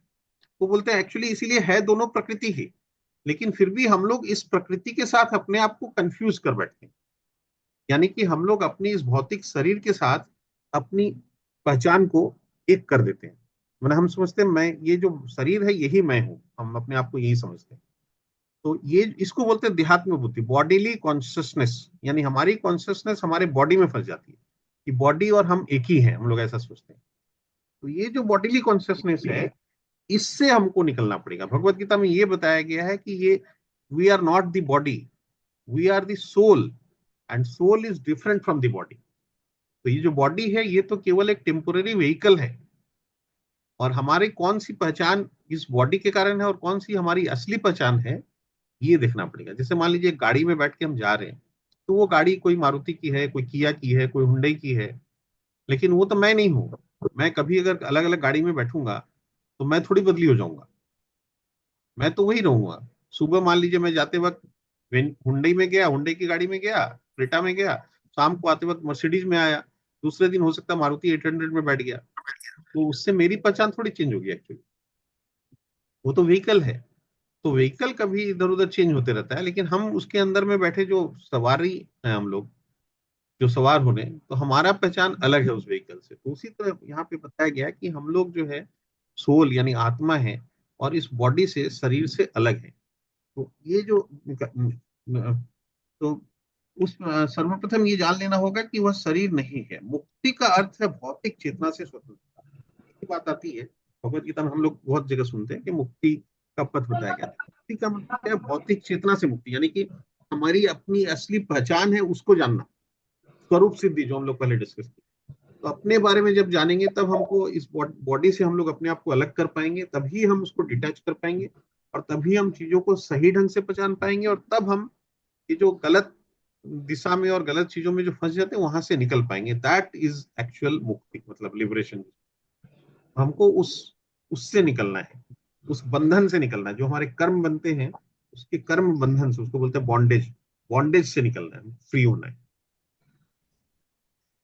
शरीर आत्मा का वस्त्र है, ऐसा बोल सकते हैं। वासांसी जीर्णानि है ना, कि वासांसी जीर्णानि यथा विहाय नवानि गृह्णाति नरोपराणि तथा शरीरानि विहाय जीर्णानि अन्यानि संज्ञाति नवानि दे। तो वासांसी जीर्णानि यथा विहाय, नवानि गृह्णाति नरोपराणि, हम लोग क्या करते हैं, बासी जो वस्त्र हो जाते हैं, जो फट जाते हैं, उसको हम लोग, जीर्ण वस्त्र हो जाते हैं, उसको हम लोग छोड़ देते हैं और दूसरे नए वस्त्र पहनते हैं। तो उसी तरह बोलते ये शरीर भी जब जीर्ण हो जाता है तो हम ये शरीर को छोड़ देते हैं और दूसरा शरीर धारण करते हैं। तो एग्जैक्टली आप जो बोले वही है उसमें, है ना। जैसे वो कुरुक्षेत्र के मैदान में भीष्म हाँ। पितामह है, और वो सब तो बहुत वीर थे, ज्ञानी और मतलब महाआत्मा थे, किंतु उनका वो जो शरीर है लास्ट में पाप कर्म किया ना, वो द्रौपदी के पाप में साथ दिए, तो वो हाँ, जब ये हमारा शरीर मतलब वो इस शरीर जो पतित हो जाता है, तब correct, इसका नाश होना अवश्य जरूरी करेक्ट। होता है इसलिए। तो इसलिए बोल रहे कि उसको छोड़ के हमको निकल, तो शुद्ध चेतना का अर्थ है भगवान के आदेशानुसार कर्म करना। और जब हमारी चेतना शुद्ध हो जाएगी तो हम अपने अनुसार कर्म नहीं करेंगे, फिर हम भगवान के इंस्ट्रक्शन के अनुसार कर्म। यानी कि हम लोग अभी जो अपने इच्छा से, अपने मोटिव से, अपने एम्बिशन से, अपने सेंस ग्रेटिफिकेशन से गाइडेड हो जाते हैं, तो जो सही और गलत का डिफरेंशिएट नहीं करके खाली सेंस ग्रेटिफिकेशन के लिए काम करते हैं, मतलब फिर हम उससे बियॉन्ड हो जाएंगे। फिर एक्चुअली हम समझेंगे कि भगवान की क्या इच्छा है, वो हमसे क्या चाहते हैं, हमको क्या करना चाहिए, और अकॉर्डिंगली, यानी कि उसको बोलते हैं हम लोग फिर शास्त्र के अनुसार कर्म करेंगे। अभी क्या होता है, हम लोग शास्त्र के विरुद्ध कर्म करते हैं, जो शास्त्र के अनुमोदित नहीं है हम लोग वो करते हैं, और वही हमारे सारे प्रॉब्लम्स का जड़ है एक्चुअली। तो वो हम लोग पढ़ेंगे बाद में। तो इसी प्रकार परमेश्वर ही भोक्ता तथा सृष्टा है, और उनके अधीनस्थ हम उन्हें प्रसन्न रखने के निमित्त सहयोग करने के लिए है। ये सहयोग से हमें लाभ पहुंचता है, ठीक वैसे ही जैसे उदर द्वारा गृहित भोजन से शरीर के सारे अंगों को लाभ पहुंचता है। बहुत इंपॉर्टेंट, देखिए क्या बोल रहे हैं कि परमेश्वर ही भोक्ता है और परमेश्वर ही सृष्टा है। तो हम लोग को क्या करना चाहिए, इस सहयोग से हमें और उनके अधीनस्थ हम उन्हें प्रसन्न रखने के लिए निमित्त सहयोग करने के लिए है। माने हम लोग को भगवान के साथ कोऑपरेट करना चाहिए। भगवान सब चीज को चूंकि चला रहे हैं, तो we should cooperate with the god, with the lord, with कि भी, so that he can do his duties properly. ना कि हम लोग अपने उसको भूल के और हम अपने सेंस ग्रेटिफिकेशन में लगते हैं, तो ये सही नहीं है। रदर हमको ये करना चाहिए, राइट पर्सपेक्टिव ये है कि भगवान, क्योंकि हम उनके अंश हैं, वो हमारे अंशी हैं, तो हमको उनके साथ सामंजस्य रखे, यानी कि उनको वो क्या चाहते हैं उनको ध्यान में रखना, केंद्र में रखना, और उनका इंस्ट्रक्शंस को फॉलो करना। उससे क्या होगा, एक एग्जांपल दिए यहाँ पे कि बोले देखिए, हम लोग जब, हमको क्या, अपने हाथ को पुष्टि चाहिए कि नहीं चाहिए, अपने पाँव को पुष्टि चाहिए कि नहीं चाहिए, अपने ब्रेन को पुष्टि चाहिए कि नहीं चाहिए। तो बोलते हैं कि हम लोग खाना किसको खिलाते हैं, हाथ को खिलाते हैं कि पाँव को खिलाते हैं कि ब्रेन को खिलाते हैं। तो हम लोग खाना तो पेट को दे रहे हैं, उदर को दे रहे हैं। उदर में देने से वो एनर्जी में कन्वर्ट करके वो सब जगह भेज देता है, तो उससे हमारा सब कुछ ठीक चलता है। तो उसी तरह बोले भगवान चूंकि सब चीज को चलाने के लिए वो उनकी अध्यक्षता में सब कुछ चल रहा है, तो बोले हम अगर भगवान के सेटिस्फेक्शन के लिए करेंगे, यानी कि उनको अगर हम सिंचन करेंगे। एक और एग्जांपल देते हैं कि हम लोग पानी, जैसे पेड़ है, पेड़ के टहनियां हैं, पत्ते हैं, फूल है, सबको तो पानी चाहिए। हम क्या पत्ते पत्ते में जाके थोड़ी पानी देते हैं, हम तो उसके जड़ में पानी देते हैं, वहां से वो पुष्टि जो है, न्यूट्रिशन जो सब जगह पहुंच जाता है। तो उसी तरह बोल रहे हैं हमको तो भगवान को सिंचन करना चाहिए। अगर हम भगवान को ध्यान में रखेंगे, केंद्र में रखेंगे, तो बाकी सब अपने आप प्रॉपर अपने ढंग से सब अपनी चीजें चीजें अपनी जगह पे व्यवस्थित हो जाएगी। ये बोलते हैं। तो ये एक बार हम लोग मैंने यहाँ तक रोकते हैं, क्योंकि 10-11 पेज हम लोग कर लिए यहाँ पे। तो इस तरह से भगवत गीता में इसका भूमिका में प्रभुपाद इस तरह से पूरा भगवत गीता को का ग्लांस दिए हमको। तो अभी तो हम लोग ये 130 किए, मान लीजिए टोटल करीब 29 पेजेस का है। तो हम लोग आगे और करेंगे। तो ये भूमिका है भगवत गीता की, मैंने ये चल रही है इस तरह से भगवत गीता की भूमिका। तो आप लोग अब इसमें से, मैं तो अभी एक बार बता दिया, मैंने अपनी ही तरफ से खाली बोला पूरा, लेकिन अब इसमें आप लोगों का किसी का भी कोई भी फीडबैक है, या कोई आपका कोई एक्सपीरियंस है, या कोई क्वेरी है, तो आप बोल सकते हैं। शास्त्र सम्मत कार्य के लिए एक और एग्जाम्पल दिया हुआ है ना सर, दिया है इसमें बीच में, कि जैसे किसी हम राज्य में रहते हैं, तो राजा के हिसाब से, राजा को सर्व करने के हिसाब से हम काम करते हैं ना, कि ऐसा काम नहीं करें जिससे कि हमारे राज्य को नुकसान हो। या फिर हम अभी आज प्रेजेंट डे की बात करें, तो हम हम्म, कोई भी काम इलीगल नहीं करते, हम गवर्नमेंट के फेवर करके ही काम करना चाहिए ना। अगर हम गवर्नमेंट को फेवर ना करेक्ट। करें तो राइट। वो हमारा सारा काम जो है, तो वैसे ही हम भगवान भी तो हमारी सबके हमारे वो है, तो उनके करेक्ट। हमको उनको कोऑपरेट करने के लिए उसके हिसाब से ही काम करना है ना, जो भी करना है। करना चाहिए तो वो बिल्कुल। शास्त्र सम्मत कार्य खुद ही हो जाएगा। तो एक बड़ा एग्जाम्पल गीता गीता हाँ, ये एकदम परफेक्ट एग्जाम्पल है कि भी मान लीजिए अब गवर्नमेंट चाहते हैं, गवर्नमेंट अभी वुमेन एम्पावरमेंट के ऊपर में काम कर रही है, तो चाहती है कि वुमेन एम्पावरमेंट पे काम हो, तो अपन हम ये लोग अगर हैं स्मॉल तो उद्धव हम वेदिका के साथ। तो हम लोग तो हम लोग अगर वुमेन एम्पावरमेंट पे काम करेंगे तो गवर्नमेंट भी पूरा सपोर्ट करेगी, गवर्नमेंट को भी लगेगा हाँ हमारे ऑब्जेक्टिव के साथ चल रहा है। तो एकदम परफेक्ट एग्जाम्पल है आपका कि भी गवर्नमेंट के पॉलिसी के साथ में हमको चलना चाहिए। और जैसे अभी बात हो रहा, जैसे जैसे भगवत गीता को जब तक हम लोग खाली एक सौ ज्ञान देने के हिसाब से करेंगे तो नहीं होगा, मतलब कोई फायदा नहीं होगा। माने कि उसको गंभीर रूप से लेना होगा, मतलब जैसे कि तीन तरह के लोग भक्ति के होते हैं। साथ लेना होगा, भक्ति हाँ, करना हमको इम्पोर्टेंट समझना होगा। बहुत लोग सोचते हैं कि हम भगवत गीता इसलिए पढ़े कि वो ज्ञान ले लेते हो, लेकिन वो ज्ञान तो वही ना, ज्ञान से तो नहीं हो पाया ना। वो जो हम बोलते हैं ज्ञान योग ध्यान योग, उससे तो हाँ भगवान को फिर भी इंसान वो च्युत हो जाता है वो कभी ना कभी। लेकिन जब भक्ति आ जाती है तो आप च्युत नहीं होते हैं अपने आप, वो आप विमुख नहीं होते फिर। करेक्ट एकदम। जैसे जैसे कि लोग तीन तरह का लोग होता है। एक तो भगवत गीता मतलब कोई भी ज्ञान को बस संदेश के रूप में लेते हैं, एक उपदेश के रूप में लेते हैं, और एक होते हैं आदेश। हाँ तो संदेश के रूप में हुआ कि मतलब खाली उसको पढ़ा सुना बस ठीक है। करेक्ट। और दूसरा है उपदेश, जो उस विषय को पढ़े सुने और उसको गंभीर लिए, हम्म। लेकिन खास कोई जिज्ञासा नहीं हुआ, लेकिन फिर भी गंभीर हुए तो उनको तो कुछ फायदा होगा। और तीसरे लोग हैं जो पढ़े सुने गंभीर हुए और उसके पीछे जिज्ञासा हुई, तब वो इम्प्लीमेंट हुआ, तब वो बॉडी कॉन्शियस से बाहर निकलेंगे। जब वो जिज्ञासा होगी तब वो उससे बाहर निकलेंगे, तब हम लोग गीता को पूर्ण रूप से ले पाएंगे, मतलब हरी बोल, ये क्या एकदम दे बहुत परफेक्ट है। हाँ संदेश आदेश और उद्देश्य, संदेश उद्देश्य आदेश। और आदेश, करेक्ट। हाँ। तो आदेश मतलब इंस्ट्रक्शन कि हाँ ये है, हमको ये इंस्ट्रक्शन है मेरे लिए भी। जैसे हम्म। वो वहां पे एक एग्जांपल शायद नीतू स्टेशन का एग्जांपल आता है ना, ये कि भी कुछ नहीं, अनाउंस भी जैसे जैसे कई कि कई एग्जाम्पल है कि हम लोग मार्केट गए तो हम लोग को कोई सेल्समैन मिल गया, मोबाइल के बारे में बताने लग गया, लेकिन हम उसके प्रति गंभीर नहीं थे, खाली उसको बोला सुन ले ठीक है, इतना ही था। फिर कुछ दिन के बाद मेरा मोबाइल खो गया, वही सेल्समैन के पास गए तो वो जो हम लोग को बता रहा है उसको हम लोग बहुत ध्यान से सुनेंगे, क्योंकि हमको वो लेना है। इसलिए उसके सारे जितना भी है मोबाइल के बारे में बहुत अच्छा से सुनेंगे, फिर हम उसको लेंगे। तो यही चीज यहाँ पे है, मतलब हाँ और आदेश में जब आता है ना कि गंभीर जैसे नहीं हम, लेते ना। हाँ। और आदेश में आता है ना कि हम अगर रेलवे स्टेशन में गए तो फिर अगर जब उसमें इंस्ट्रक्शन आता है आपका ट्रेन का, जब बाकी ट्रेनों का अनाउंसमेंट होता है तो आप चुपचाप सुनते रहते हैं, बस सुन के निकाल दिया, आप हाँ। ध्यान हाँ। भी नहीं हाँ। देते हैं। और जब आपका हाँ, ट्रेन ये का वही वाला बात अनाउंसमेंट, हो गया भैया, जो वो आर्त जिज्ञासु अर्थाती और ज्ञानी। यानी हाँ तो क्या, करेक्ट। तो हम आज दुख में होते हैं, जैसे भाभी बोले कि जब उसको जरूरत पड़ी मोबाइल की तब वो सुनने, उससे पूछा, करेक्ट। पहले हाँ। उससे बात नहीं होता जब आर्त। और एक होता है कोई इंसान होता है उसको मोबाइल ना भी लेना, उसको प्रोडक्ट के बारे में जानकारी चाहिए होती है, उसको वो करेक्ट। जिज्ञासा है। हम्म। हाँ, अर्थाती और ज्ञानी। तो ये एकदम बहुत अप्रोप्रिएट ये है कि भी अपने को इसलिए इसको आदेश के अनुसार लेना पड़ेगा, मतलब इसको प्रॉपरली समझना पड़ेगा। हाँ। खाली आदेश हाँ कि केवल लास्ट सीरियस वाला होना आदेश था पड़ेगा। ना भाभी, पहला आदेश संदेश, संदेश, पहले फिर संदेश हाँ। उपदेश, संदेश। फिर हाँ आदेश। हाँ करेक्ट। हाँ, आदेश। तो ये बहुत मैंने परफेक्ट है एकदम। बोलो बोलो। ये बात है, मतलब कि जब तक हम्म। गंभीर नहीं होंगे किसी के विषय में, कोई भी ज्ञान के करेक्ट। बारे में, तब तक राइट। वो हम लोग को फायदा भी नहीं करेगा। खाली वो नहीं पढ़ करेगा। रहे सुन रहे बस ऊपर से निकल जा रहा है, मतलब। करेक्ट। आनंद जी कुछ बोलिए। म्यूट है आपका, म्यूट है।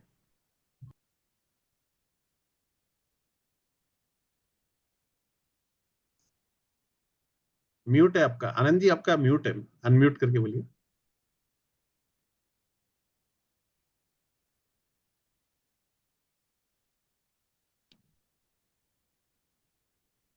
भैया आपका म्यूट है। अनम्यूट नहीं हो पा रहा है क्या आपका? आनंद जी आप बोल रहे, आपका म्यूट में है, अनम्यूट अनम्यूट करके बोलिए।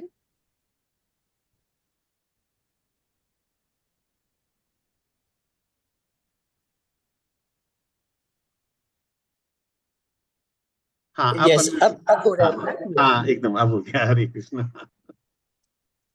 हाँ हेलो।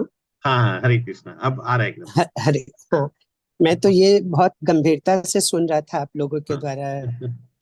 मेरे को एक चीज बताइए, अपने रोजमर्रा की जिंदगी में सवेरे से लेके शाम तक कार्य में व्यस्त रहते हैं, लेकिन क्या उससे हमारे जीवन का जो सही उद्देश्य है उसकी प्राप्ति की ओर अपने क्या अग्रसर हो रहे हैं? और बिल्कुल। अगर हो, हाँ, तो उसका अपने विश्लेषण कैसे करें कि रोजमर्रा की जिंदगी में हर एक सोच, हर एक डिसीजन अपना सही दिशा की ओर लिया जा सके। देखिए इसका पूरा आंसर आपको भगवत गीता में बहुत अच्छा से स्टेप बाय स्टेप में मिलेगा। हाँ तो जी। सबसे मेन माने क्रक्स इसका ये है, या फिर आप लोग और कोई बोलेंगे तो बोलिए कुछ। मैं बोलती बोलिए। बोलिए। रीना माता जी आप कुछ बोलेंगे तो बोलिए, मनीषा माता जी आप कुछ बोलेंगे तो बोलिए। अभी हम जो कर नहीं रहे हैं ना, हाँ हाँ पहले आप और बोले फिर मैं बोलूँ।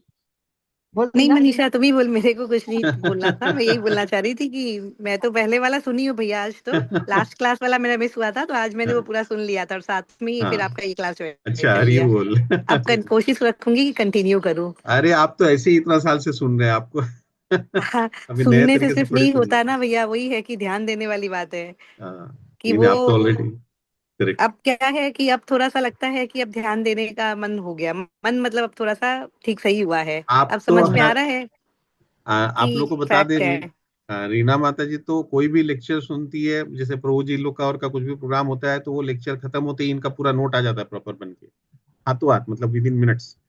तो आप तो उस लेवल के सुनने वाले हैं, सोचता है। तो आप तो पूरा एकदम चीजों को असिमुलेट करके समराइज करके दे देते हैं सब। तो देखिए क्या, अच्छा भैया मनीषा। कोशिश करती हूँ, लेकिन ना फिर भी लगता है कि कुछ अभी कुछ भी नहीं सीखा। हाँ देखिए बहुत वो तो, बेसिक चीजें सीखी है, लेकिन भैया अभ्यास मैंने रहते चाय हैं। छोड़ दी। देखिए लेकिन ये बात तो सही है आपका कि अपने लोग अपने को ज्यादा ये समझ में भी आता है, अपने लोग बोल सकते हैं इस बात को कि जितना जानते हैं उतना लगता है और कितना जानने का है, इतना कुछ है हम लोग को हाँ तो। भैया, वो तो है। जनरली लोगों को लगता है थोड़ा सा कहीं से कुछ सुन लिए तो लगता है सब कुछ जान, हाँ क्योंकि भैया मैंने रियलिटी। चाय छोड़ दी। अरे हरी बोल। इसी वीक से ही मैंने ऑफ किया है। अरे तकलीफ तो बहुत हो रही है, लेकिन ठीक है। हाँ वो हो मुझे लगता जाएगा। है कि अगर प्रभुपाद जी को इतना सुन के अगर एक चाय नहीं छोड़ पाई तो फिर क्या ही किया। तो मनीषा माता जी कोशिश आप है। बोलिए। हाँ नहीं नहीं एकदम हो जाएगा सब कुछ। इंस्टा क्वेश्चन का आंसर। मनीषा माता जी आप बोलिए। हाँ, जो अभी आनंद प्रभु जी ने जो बोला उसका एक ही है कि हम अभी जो कर रहे हैं वो गलत अकाउंट में जा रहा है हमारा। गलत अकाउंट पे जा रहा है, मतलब हम जो भी अभी कर रहे हैं वो अपने शरीर के लिए कर रहे हैं। तो दो हमारा शरीर तो दो चीजों से बना है। एक सूक्ष्म दो है, एक सूक्ष्म शरीर, एक स्थूल शरीर। तो हम स्थूल शरीर के लिए जो कर रहे हैं, जबकि स्थूल शरीर जो है वो हमारा हरदम नहीं रहेगा। और सूक्ष्म शरीर जो है वो हमारा, जब हम बढ़ते हैं तो वो सूक्ष्म शरीर हमारा दूसरे शरीर में भी प्रवेश करता है।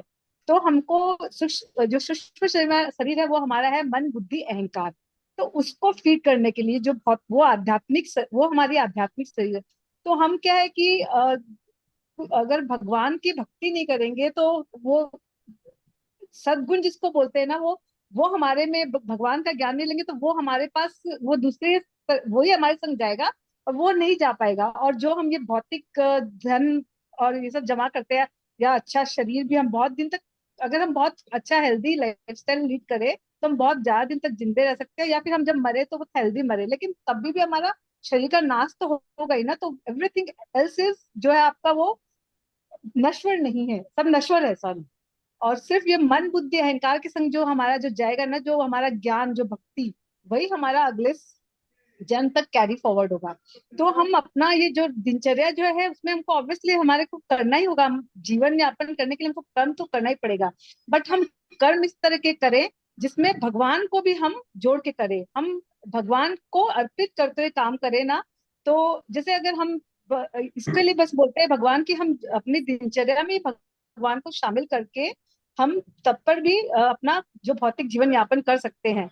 हम जो इतना अत्यधिक प्रयास करते हैं कि खूब जुड़े रहते हैं दिन रात धन कमाने के लिए, उसकी जरूरत नहीं है, क्योंकि वो आपके संग एक तो कैरी फॉरवर्ड नहीं होगा। आप जैसे आप क्या करते हैं, छोटी छोटी एक्टिविटीज से अपने आप में अपने भक्ति में भी रत हो सकते हैं। जैसे बोलते हैं कि अगर कोई गृहिणी है, वो खाना बना रही है, तो वो कृष्ण के लिए खाना बनाए, उसके लिए जब कृष्ण के लिए खाना बनाती है, तो जैसे वो जब बना ही रही तो भगवान के भजन कीर्तन करते हुए वो गाना वो भोजन बनाए। और वो जैसे भगवान को, सिंस अभी प्याज और लहसुन वगैरह नहीं, हम भगवान वर्जित है शास्त्र में, तो वो ऐसा भोजन बनाए जो वो इसमें वो प्याज लहसुन ना हो। तो कृष्ण को अर्पित करते वो करे। और जैसे जो काम कर रहा है, वो इस बिजनेस कर रहा है, वो इस तरह करे कि वो चोरी ना करे इनकम टैक्स वगैरह की। तो वो इस तरह काम करे, तो वो अपना भगवान को भक्ति, जिसको बोलते हैं सच्ची भक्ति, भगवान को अर्पित करके काम कर रहा है वो। और जैसे जो प्रोफेशन में है, वो भी इस तरह की अपने क्लाइंट्स के लिए इस तरह का सजेशन ना दे, जिससे कि वो अपना टैक्स और वो सब सेव कर सके। और या फिर क्षत्रिय है, तो वो प्रजा, जो जिनका जो अभी आज के दिन में छतरी नहीं है, बट जो गवर्नमेंट है, वो सिर्फ जो काम करे वो अपने देश के लोगों के लिए, प्रजा की अच्छे के लिए काम करे, अपना तिजोरी भरने के लिए कार्य न करे। तो हम जो भी काम करें ना, उसमें भगवान को सोचते हुए करेंगे, तो हम काम भी सही करेंगे। और सही काम करने से वो भगवान भक्ति भी संग संग होती जाएगी। तो और इसीलिए क्या है कि, और अपनी दिनचर्या में से हम ये शामिल करके हम रोज मंदिर जाएं, रोज हम भोग लगाएं भगवान को, और हम रोज एक बार बुक शास्त्र पढ़े। तो इस तरह अपनी दिनचर्या हमको बनानी होगी, इस तरह के हमको कर्म करने होंगे। तो हमारा सब कुछ, जो भौतिक जीवन भी हम अच्छे से यापन कर सकेंगे, और हम अपने आध्यात्मिक जीवन के लिए, नेक्स्ट जन्म के लिए कुछ कैरी फॉरवर्ड भी ले जा सकेंगे। हरी हरे कृष्ण। बोल। हरे आप कृष्ण, धन्यवाद। देखिए, आप बहुत सारा चीज बोल दिए, मैंने एकदम पूरा जो हम लोगों का क्या किस तरह का एक्टिविटीज होना चाहिए समाज में, जो इतनी अव्यवस्था है वो किस लिए हो रही है, बहुत सारी चीजों को आप लेके बोल दिए। अगर हम लोग मनीषा जी, देखिए इसको हम लोग अगर थोड़ा समराइज वे में बोले, मान लीजिए 2-4 लाइन में अगर बोले तो क्या बोले। तो देखिए, एक तो भगवान जो आप बोले, ये सारा पॉइंट्स आप कवर कर चुके ऑलरेडी, आप थोड़ा इलाबोरेटली किए, मैं उसको खाली समराइज कर रहा हूँ। हाँ, कि भगवान क्या बोलते हैं कि भाई, एक तो आपने जैसे बोला कि भाई हम लोग को तो अपना ये शरीर मिला है, इस शरीर भी तो भगवान का ही दिया हुआ है, भगवान प्रकृति से बना हुआ, प्रकृति क्या भगवान की ही शक्ति है। तो हमको इस शरीर का भी हम अनादर नहीं कर सकते। इस शरीर का अगर अनादर नहीं करना है तो इस शरीर को तो सुचारू रूप से चलाना पड़ेगा। और भगवान भी परमात्मा के रूप में इसी शरीर के अंदर बैठे हुए हैं, आत्मा के बगल में, हमारे बगल में। तो शरीर का हम अपमान नहीं कर सकते, इसको इग्नोर नहीं कर सकते, इसको स्वस्थ रखना पड़ेगा, ताकि हम भगवान की सेवा भी ठीक से कर सकें, अच्छे अच्छे काम कर सकें। इसके लिए स्वस्थ रखना पड़ेगा हमको अपने शरीर। लेकिन शरीर को जो स्वस्थ रखने के लिए क्या करना है, हमको डिफरेंट एक्टिविटीज करना है। तो यानी कि हमारे जो, इसको हम लोग कर्म बोलते हैं, नित्य कर्म जो है, जैसे आपने बोला, आनंद जी ने बोला कि भी हम लोग इतना व्यापार में, इसमें उसमें लगे रहते हैं, तो ऑब्वियसली वो हमारा पार्ट ऑफ द जॉब है। वो भी क्या है कि वर्णाश्रम धर्म में ब्रह्मचर्य, गृहस्थ, वानप्रस्थ, संन्यास, तो हम गृहस्थ धर्म में है, तो हमको गृहस्थ धर्म निभाना पड़ेगा। तो उसके लिए हमको व्यापार भी करना पड़ेगा, और इतना भी व्यवस्था करना पड़ेगा कि कल दिन मेरा रिटायरमेंट के लिए हमारा पूरा प्रॉपर व्यवस्था हो। ये नहीं कि भी रिटायरमेंट के बाद हम, मेरा शरीर का कौन ध्यान रखेगा। तो वो सब चीजें करनी पड़ेगी, इसमें कोई डाउट नहीं है। भगवान ने बोला है कि 2 चीज को ध्यान रखना पड़ेगा अर्जुन। एक तो अभ्यास करना पड़ेगा, दूसरा वैराग्य। वैराग्य यानी डिटैचमेंट। तो मनीषा माता जी, जो आपने ये भी बोला कि भी आपको भगवान को केंद्र में रखे, यानी कि हम जो कर रहे हैं वो मेरा नहीं है, जो मेरे को मिला वो मेरा नहीं है, वो भगवान का है, भगवान का दिया हुआ है। तो भगवान की सेवा में भी उसको लगाना है, कैसे लगाना है। तो इसीलिए डिटैचमेंट का मतलब क्या हुआ, भगवान ये नहीं बोल रहे कि कर्म छोड़ दो, कर्म छोड़ के मेरी सेवा में लग जाओ, ऐसा नहीं बोल रहे भगवान, बिल्कुल भी नहीं बोल रहे। भगवान बोल रहे हैं अभ्यास के साथ वैराग्य, यानी कि कर्म करते हुए वैराग्य का प्रैक्टिस करना। और जब हम लास्ट में जाएंगे चैप्टर में, तो उपसंहार में, चैप्टर में प्रभुपाद ने लिखा, उसका टाइटल ही दिया, उपसंहार संन्यास की सिद्धि, यानी दी परफेक्शन ऑफ रेनंसिएशन। परफेक्शन ऑफ रेनंसिएशन में कंक्लूजन भगवद गीता का यही हो रहा है कि हमको कर्म नहीं छोड़ना है, कर्म के फलों के प्रति जो हमारी आसक्ति है उसको छोड़ना है। तो यानी कि हम कर्म करेंगे, हमारा ड्यूटी है, उसके अनुसार हम कर्म करेंगे। इसका फल हमको क्या मिल रहा है वो मेरे कंट्रोल में नहीं है, वो भगवान के कंट्रोल में है। भगवान को जो ठीक समझ में आ रहा है वो मेरे को दे रहे हैं, भगवान मेरे लिए जो सही समझ रहे हैं वो कर रहे हो मेरे लिए, ये विश्वास रख के कर्म करना है। तो इसीलिए हम लोग इसको एक लाइन में बोलते हैं, वन लाइनर। अगर आप लोग को याद होगा, वन लाइनर हम लोग भौतिक इच्छा पर आधारित कर्मों के पश्चात, हाँ, भौतिक इच्छा के आधारित भौतिक इच्छा पर आधारित कर्मों के परित्याग को ही संन्यास कहते हैं। करेक्ट, संन्यास करते हैं। तो इसको हम लोग और एक लाइन में बहुत बार बोलते हैं ना, एक वन लाइनर बोलते हैं कि छोड़ना कुछ भी नहीं है, केवल जोड़ना है। तो आनंद जी, आपका एक लाइन का आंसर ये है आपका क्वेश्चन का, कि छोड़ना कुछ भी नहीं है, जोड़ना है। इसका मतलब क्या हुआ, हम जो कुछ भी कर रहे हैं करते रहें, कोई प्रॉब्लम नहीं है। माने हम लोग जो भी कर्म कर रहे हैं और कर रहे हैं, ये सब करने में, अच्छा एक सेकंड, बैटरी। एक्चुअली जब हम लोग जोड़ते हैं भगवान को ना कोई भी चीज से, तो हमारे में जितने भी दोष अनर्थ निवृत्ति वो अपने आप खत्म होने लग जाती है।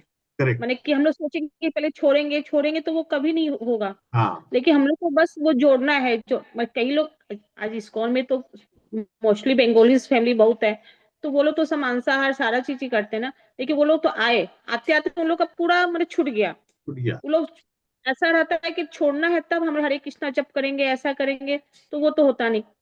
इसलिए हम लोग को अपने, जैसे हम लोग का मकान बनाना है, घर बनाना है, तो रहेंगे तो घर में हम लोग ही, लेकिन हम लोग को ये बोलना है कि भगवान का घर बन रहा है, भगवान का मंदिर बनाना है, तो वो भगवान केंद्र में आ गए। और खाना सबसे बनाना पहले हम लोग कहीं घर में जाके भगवान का बनाते भोग हैं बना, कि भगवान का भोग, भगवान हाँ कहाँ बैठेंगे, सबसे पहले वो, उसके बाद सारी योजना करेंगे। करेक्ट। हाँ, एकदम परफेक्ट। तो इसलिए क्या तो है कि हम भगवान लोग वो को चीज से जुड़ गए मतलब। तो कहने का मतलब ये है कि हम लोग अपनी जो एक्टिविटीज कर रहे हैं वही करते रहे, लेकिन हमको कृष्णा कॉन्शियसनेस को जोड़ना पड़ेगा साथ में। वो अगर नहीं जोड़ेंगे तो हमारे कर्म जो है, तो मनीषा माता जी जहां से एक्चुअली स्टार्ट की थी, वो एक्चुअली बाद में आना चाहिए था, कि अगर हम उनको कनेक्ट किए बगैर अगर कुछ कर रहे हैं तो हमारा वो गलत अकाउंट में चला जा रहा है। वो उसका एग्जाम्पल हम लोग कई बार लेते हैं कि एक आदमी जो नौकरी करता था, तो बैंक में अकाउंट खोल के रखा है और नौकरी करता था, हर महीना तनख्वाह आता था, उसको पैसा वो बैंक में जमा कर देता था। और वो सोचा कि माने 50% अपना खर्चा कर लेता, 50% जमा कर देता। जब वो रिटायर्ड हुआ तो बोला भाई अब रिटायर्ड हुए तो ठीक है, मेरा तो इतना पैसा बैंक में जमा है, तो मेरा तो आराम से चल जाएगा। बैंक में जब गया, जाके बोला मैनेजर को कि मेरा पैसा दो, तो बोला, कैशियर बोला कि अरे आपका तो अकाउंट में कोई पैसा ही नहीं है। बोला अरे पैसा नहीं है, मैंने तो इतना रुपया जमा किया। वो सारा स्लिप वगैरह दिखाया, वो लोग चेक किया तो बोला अरे आपने तो सर गलत अकाउंट नंबर डाल रखा है, ये तो सारा पैसा आपका गलत अकाउंट में चला गया, आपका तो सही अकाउंट में पैसा ही नहीं आया। तो उसी तरह क्या है कि हम लोग उसको सही अकाउंट में हमारा जमा हो, उसके लिए हमारी जो एक्टिविटीज है, वो सही अकाउंट कौन सा है वो खाली ध्यान रखना पड़ेगा। तो वो क्या ध्यान रखना है कि भाई ये शरीर भी हमारा भगवान का दिया हुआ है, और हम स्वयं भी जो है आत्मा है, हम भगवान के परमानेंट अंश हैं, तो भगवान के साथ हमारा रिलेशनशिप है, तो भगवान को ध्यान रखना पड़ेगा। तो उसको ध्यान में रखते हुए हम सब कुछ करते रहेंगे, तो इसीलिए उनकी इच्छा क्या है, वो हमसे क्या एक्सपेक्ट करते हैं, किस तरह से हमको कर्म करना है, ये चीजों को अगर ध्यान में रखते हुए करेंगे तो हमारा वो पूरा सेविंग्स जो है वो सही अकाउंट में जाएगा। ये बेसिकली इसका है। तो इसीलिए ऐसा नहीं है कि हम लोग कुछ भी करने में कहीं कोई प्रॉब्लम नहीं है। जो भी हमारी एक्टिविटीज नॉर्मली जो हम लोग बिजनेस करते हैं और करते हैं, जो भी हमारे घर चलाते हैं, घर चलाने के लिए जो कुछ भी व्यवस्था हम लोग करते हैं, ये सब में कहीं कोई प्रॉब्लम नहीं है, केवल कॉन्शियसनेस को हमको जोड़ना पड़ेगा। और we'll have ji to make धन्यवाद। conscious effort भैया, we'll have to make a conscious effort कि हमको वो मतलब छोड़ना तो नहीं है, लेकिन हमको एक कॉन्शियस एफर्ट भी देना होगा। अपने आप नहीं होगा, क्योंकि भगवान बोलते हैं कि तुम कोशिश करो, फिर मैं तुमको जो है सारी व्यवस्था कर दूंगा। करेक्ट। तो जो आपने बोला ना कंसिस्टेंट एफर्ट, मतलब कि प्रैक्टिस एंड डिटैचमेंट, इसका कंसिस्टेंटली प्रैक्टिस करना पड़ेगा। Practice and detachment. Anand ji, इसमें आपको और कुछ बोलना है तो बोलिए। नहीं जी, मैं यही सुनना चाह रहा था। सही बात है कि अटैचमेंट इज नॉट रिक्वायर्ड, कि उसका Correct. जो भी रिजल्ट निकला है अपने कर्म के अनुसार में उसका फल भी मिल जाएगा। कभी कभी जैसे इन्होंने एक और सजेशन दिया ना कि ये ना क्लाइंट को है ना टैक्स सेविंग ये सब वगैरह, ये सब ऑफ कोर्स जो है ना, हाँ इवेजन नहीं होना चाहिए, डेफिनेटली सेविंग जरूर होनी चाहिए।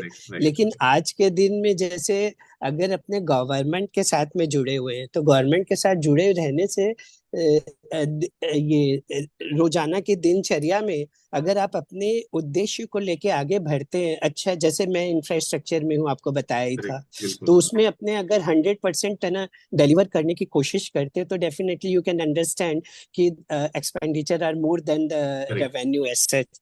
लेकिन हाँ अल्टीमेटली खुद को सेटिस्फेक्शन बहुत अच्छा मिलता है कि I have done my work truthfully and given the best infrastructure to our city और द स्टेट और the nation. But at the end of the day the family says you are here to do the charity. तुम्हारे लिए लोक धर्म भरा है, परिवार धर्म कम है, निज धर्म ना बिल्कुल भी नहीं है। तो उस समय फिर आपस में इतना अंतर्द्वंद होने लगता है कि whether I am doing the business for the business purpose, I am doing the business for the purpose of charity. तो इसके दोनों के बीच में सामंजस्य बना के रखना बहुत मुश्किल हो जाता है। तो वहां पे बैलेंसिंग करना पड़ेगा कि फैमिली को भी तो देखना ही हाँ है ना, फैमिली को हाँ तो हाँ इग्नोर नहीं कर हाँ, सकते हम। नहीं कर सकते। Right right. अभी थैंक देखिए यू, बहुत मिस अच्छा लगा।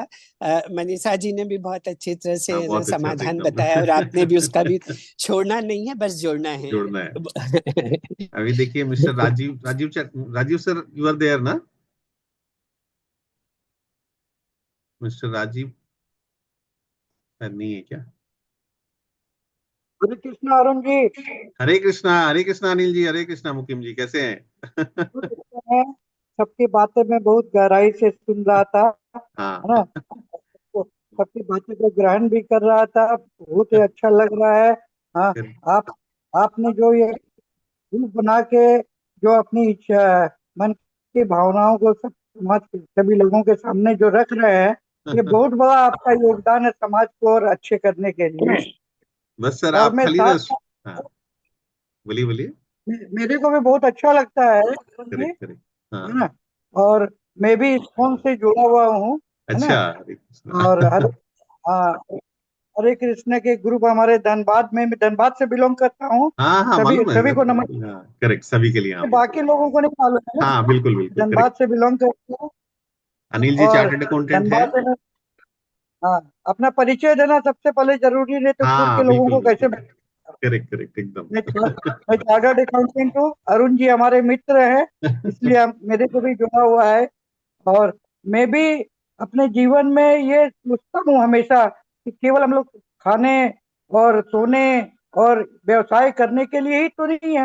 हम करेक्ट लोगों का जो शरीर भगवान ने दिया है, तो कुछ करने के लिए रिप्रेजेंटेटिव बना के धरती पर भेजा है। हमारे माध्यम से कुछ काम करवाना भगवान चाहते हैं, लेकिन हम लोग उनकी बात को समझेंगे तभी ये चीज हो पाएगा। और जो माया है, माया तो सभी को घेर के रखती है। माया, आपका लोभ है, अहंकार है, मोह है, आपके गुस्से, आपके क्रोध है, ये तो मनुष्य को घेर के रखेगी और मनुष्य को अच्छा काम करने जल्दी नहीं देगी। आपको इनसे मुक्ति पा करके ही आप कुछ अच्छा काम कर सकते हैं, तभी भगवान आपको कुछ हेल्प भी करेंगे। और इसमें बिल्कुल। हमने एक चीज और देखा अपने जीवन के अंदर में, कि सांसारिक चीजों को अस्थायी मान के यदि हम चलते हैं, या ज्ञान और भक्ति के मार्ग पर जब चलते हैं, या सत्संग करते हैं, साधना करते हैं और आपके जैसे लोगों से जुड़ते हैं, तो हमारी माया से मुक्ति हो सकती है। माया से जब मुक्ति हो जाएगी तो हम लोग क्या, हम लोग जन्म लेने के बाद जब अंतिम समय आता है, तो हमारे जो परिचित है ये बोलते हैं कि इनको मुक्ति मिले। हाँ, मुक्ति मिलने का मतलब ही नहीं मालूम है लोगों के, मुक्ति कैसे मिलेगी। मुक्ति करेक्ट बहुत ही जब भगवान के दरबार में हम लोग जाते हैं, जैसे आपने बताया कि लोक है, स्वर्ग है, नरक है, सब कुछ है, तो मुक्ति मतलब आप आपको इस धरती के ऊपर में यदि अच्छे कर्म करेंगे तभी आपको मोक्ष की प्राप्ति होगी, यानी पुनर्जन्म नहीं होगा। पुनर्जन्म यदि, मैं इस चीज को अपने लाइफ में लेता हूँ कि मोक्ष की प्राप्ति का मतलब यह है कि मनुष्य जीवन से मेरे भगवान के साथ लीन हो गया और हमारा प्रमोशन हो गया। और यदि डिमोशन होता है तो मैं मनुष्य के बाद फिर वापस कुत्ते की जन्म में आ जाऊंगा, गाय की जन्म में आ जाऊंगा, किसी दूसरी जन्म में आ जाऊंगा, यानी डिमोशन हो गया। तो प्रमोशन को ही मैं मुक्ति मानता हूँ। और मुक्ति पाने के लिए आपको अच्छे कर्म करने पड़ेंगे, और उसको आपको कैलकुलेट नहीं करना है, ये कैलकुलेटर भगवान के पास है। आपके कर्मों का आकलन वो करते हैं, हर क्षण करते हैं, हर सेकंड करते हैं वो।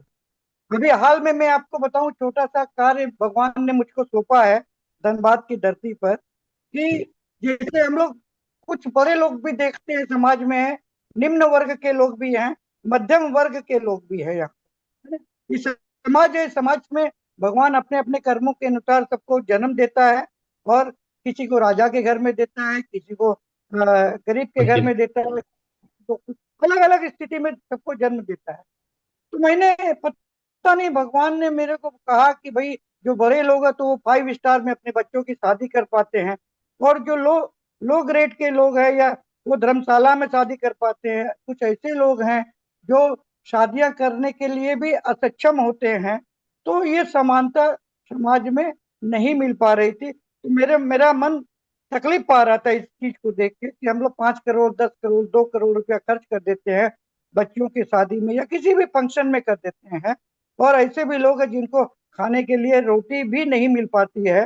तो मेरे दिमाग में भगवान ने उठाया कि एक समाज में बड़ा काम करो जिससे सम की भावना आए, मैंने बराबर की भावना आए, और इस पैसे का सदुपयोग जो है पैसे वालों से लेके निम्न वर्ग के लोग को अपग्रेड किया जा सके। तो मैंने यहाँ पर धनबाद में एक संस्था बनाई, मारवाड़ी विकास ट्रस्ट, और उसका मूल उद्देश्य 3 मूल उद्देश्य मैंने रखा है। और पहला उद्देश्य उसमें है कि समाज में हम लोग 5 स्टार रिजॉर्ट बनाएंगे, पूरे भारतवर्ष में बनाएंगे इस रिजॉर्ट को, और हर स्टेट में मिनिमम एक बनाएंगे, जिससे क्या कि 5 लाख रुपए से 10 लाख रुपए के अंदर में उस रिजॉर्ट में लोग अपने बच्चों की शादी कर सके with food with all facilities, क्योंकि कॉस्ट बहुत कम आता है। ये मैंने आकलन किया है, केवल लोग प्रॉफिट के लिए 5 स्टार में 1 करोड़ रुपया खर्च करते हैं, जिसका कॉस्ट 10 लाख 20 लाख आता है। 80 लाख रुपया उस प्रॉफिट होती है उस रिजॉर्ट वाले की। तो ये भगवान ने मेरे दिमाग में दिया कि रिजॉर्ट बनाना चाहिए, और 10 लाख के अंदर में समाज के सभी वर्गों को उससे लाभ ये मिलेगा कि अपर ग्रेड के लोग जो है जो 1 करोड़ खर्च करते हैं वो 10 लाख पर 20 लाख पर आ जाएंगे, और नीचे वाले लोग वो थोड़ा सा 2 लाख की कैपेसिटी होगी वो अपग्रेड करके 10 लाख पर पहुंच जाएंगे, 8 लाख पर पहुंच जाएंगे। पहला उद्देश्य मैंने ये रखा उस ट्रस्ट का। और सेकंड उद्देश्य रखा है कि समाज में बहुत सारे बच्चे ऐसे हैं, बहुत सारे परिवार ऐसे हैं जिनके घर में आज डायबिटीज का प्रॉब्लम बहुत ज्यादा हो गया है। करीब 40% हमारे इंडियन पीपल्स डायबिटीज से ग्रस्त है, और उनको डायलिसिस की भी जरूरत पड़ती है, और डायलिसिस करने के लिए एक डायलिसिस में 1500 से 2000 रुपए का खर्च होता है। तो इस खर्च को वहन नहीं करने के कारण उनकी मृत्यु हो जाती है। तो हम लोगों ने सेकंड ऑब्जेक्ट रखा है कि ऑल इंडिया में हम लोग minimum cost per dialysis centre बनाएंगे। और तो एक तीसरा ऑब्जेक्ट रखा है कि बहुत सारे परिवार में हम लोग जब देखते हैं कि माता पिता +2 तक बच्चों को पढ़ा देते हैं, उसके बाद उनकी कैपेसिटी नहीं रहती है पढ़ने की, तो हम लोग प्रोफेशनल कोर्स शुरू करेंगे, जिसमें हम लोगों ने सोचा है कि हम लोग IRS IPS IFRS हम लोग अपने लोगों को पढ़ाएंगे और समाज में उसको पिलर बनाएंगे, हाँ, ताकि वो समाज को एक कुछ अच्छा कुछ दे सके। इस ऑब्जेक्ट में हमने वो ट्रस्ट जब बनाया तो उस ट्रस्ट में हमारे शुरू में 2-4 लोग ही मात्र थे, मात्र 2-4 लोग थे। आज के दिन इस ट्रस्ट में 600 लोग करीब करीब ट्रस्टी हो गए हैं, और लगता है भगवान ये सपना समाज के लिए माध्यम हमको बनाया, और ये आगे बढ़ रहा है। अभी हम लोगों ने 1.5 एकड़ जमीन, करीब 150 डिसमल जमीन ले ली, उसका कंस्ट्रक्शन चालू है। लगभग 10 से 15 करोड़ रुपया हम लोगों ने अभी तक समाज से डोनेशन के रूप में हम लोग ले चुके हैं ऑलरेडी अभी तक। तो ये मैंने आपके भागवत गीता के बात को मैं इस तरह समझ रहा हूँ कि भगवान किस तरह किसको माध्यम बनाते हैं समाज के उत्थान के लिए, समाज में और लोगों को जोड़ने के लिए। माया केवल हमको नहीं रखनी है, हमारा मन यदि स्वस्थ रहेगा, हमारा मन यदि अच्छा रहेगा तो हम समाज को कुछ दे पाएंगे, और समाज को जब कुछ दे पाएंगे तो इसमें मोक्ष की प्राप्ति भी हो सकती है। इसलिए हम लोग सभी को समाज का हित सोचना चाहिए। ये जैसा आपने बताया कि ये सारी चीजें भौतिक है, ये 100% भौतिक है, ये केवल हम लोग अपने सुख के लिए ही अपने पास रखते हैं, और समाज में व्यापार करने के लिए, अपने जीवन चलाने के लिए व्यापार भी करना पड़ता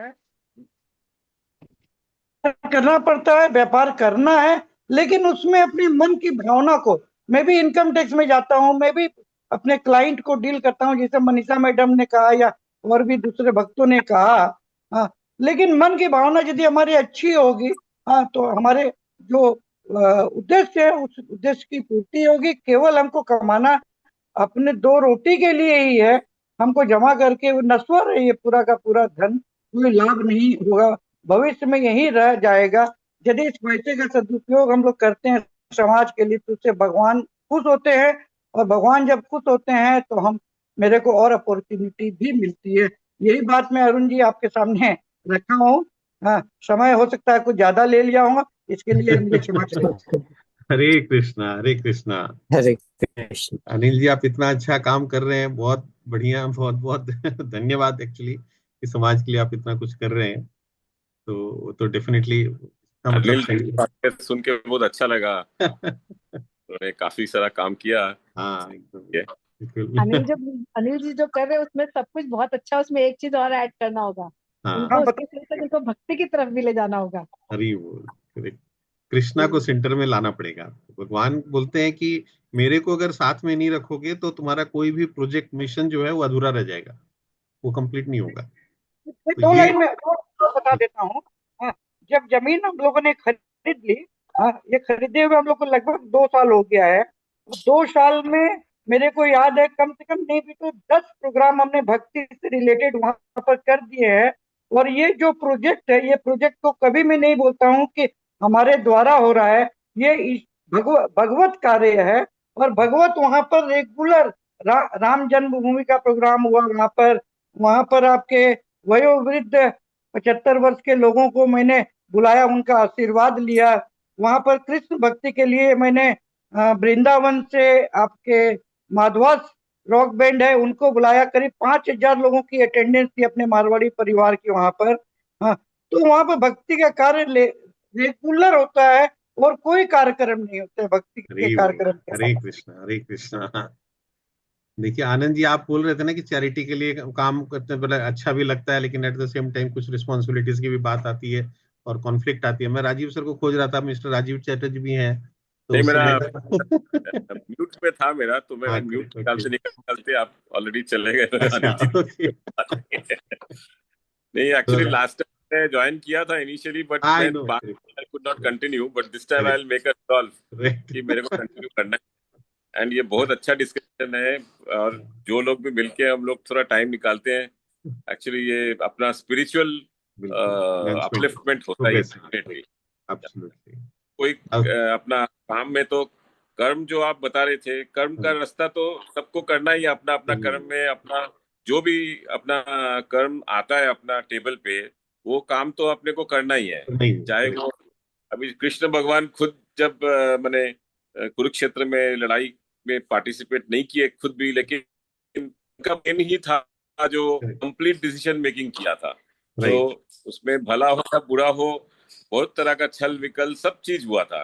तो इसलिए ऐसा नहीं कि हम लोग माने खाली सब समय, और वो तो था त्रेता युग, और उन्होंने बोला है उसी समय कि कलयुग जब आएगा, कलयुग में 3 भाग पाप रहेगा और 1 भाग पुण्य रहेगा। यस, तो यस, अगर आप बिना आप चल ही नहीं पाओगे, आपको करना ही है, कर्म में आपको करना है, लेकिन उसमें आपको शुद्धि, अपना इंटरनल शुद्धि लेके चलना बस, पड़ेगा। करेक्ट, यही मैं थोड़ा सा मैसेज देना चाह रहा था कि क्या एकदम, अनअवॉइडेबल, हाँ, एकदम, काम जहाँ करना है, ये युग का ये धारा है।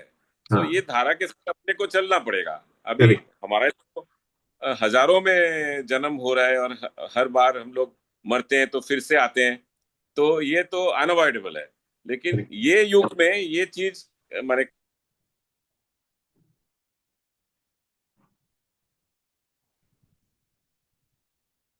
मैंने आई डोंट थिंक, मैंने मेरा वर्ड्स थोड़ा नहीं नहीं, लोगों को हाँ, खराब लगे, मैं बोल रहा हूँ कि कर्म में ही हम लोग को एक्चुअली, अगर आप डेडिकेटेड होके चलते हैं और जो आपको दिया जाता है कर्म करने के लिए, वो काम अगर आप सक्सेसफुली करते हो एंड सबका उसमें भला है, तो वही आपका कर्म में शुद्धि है।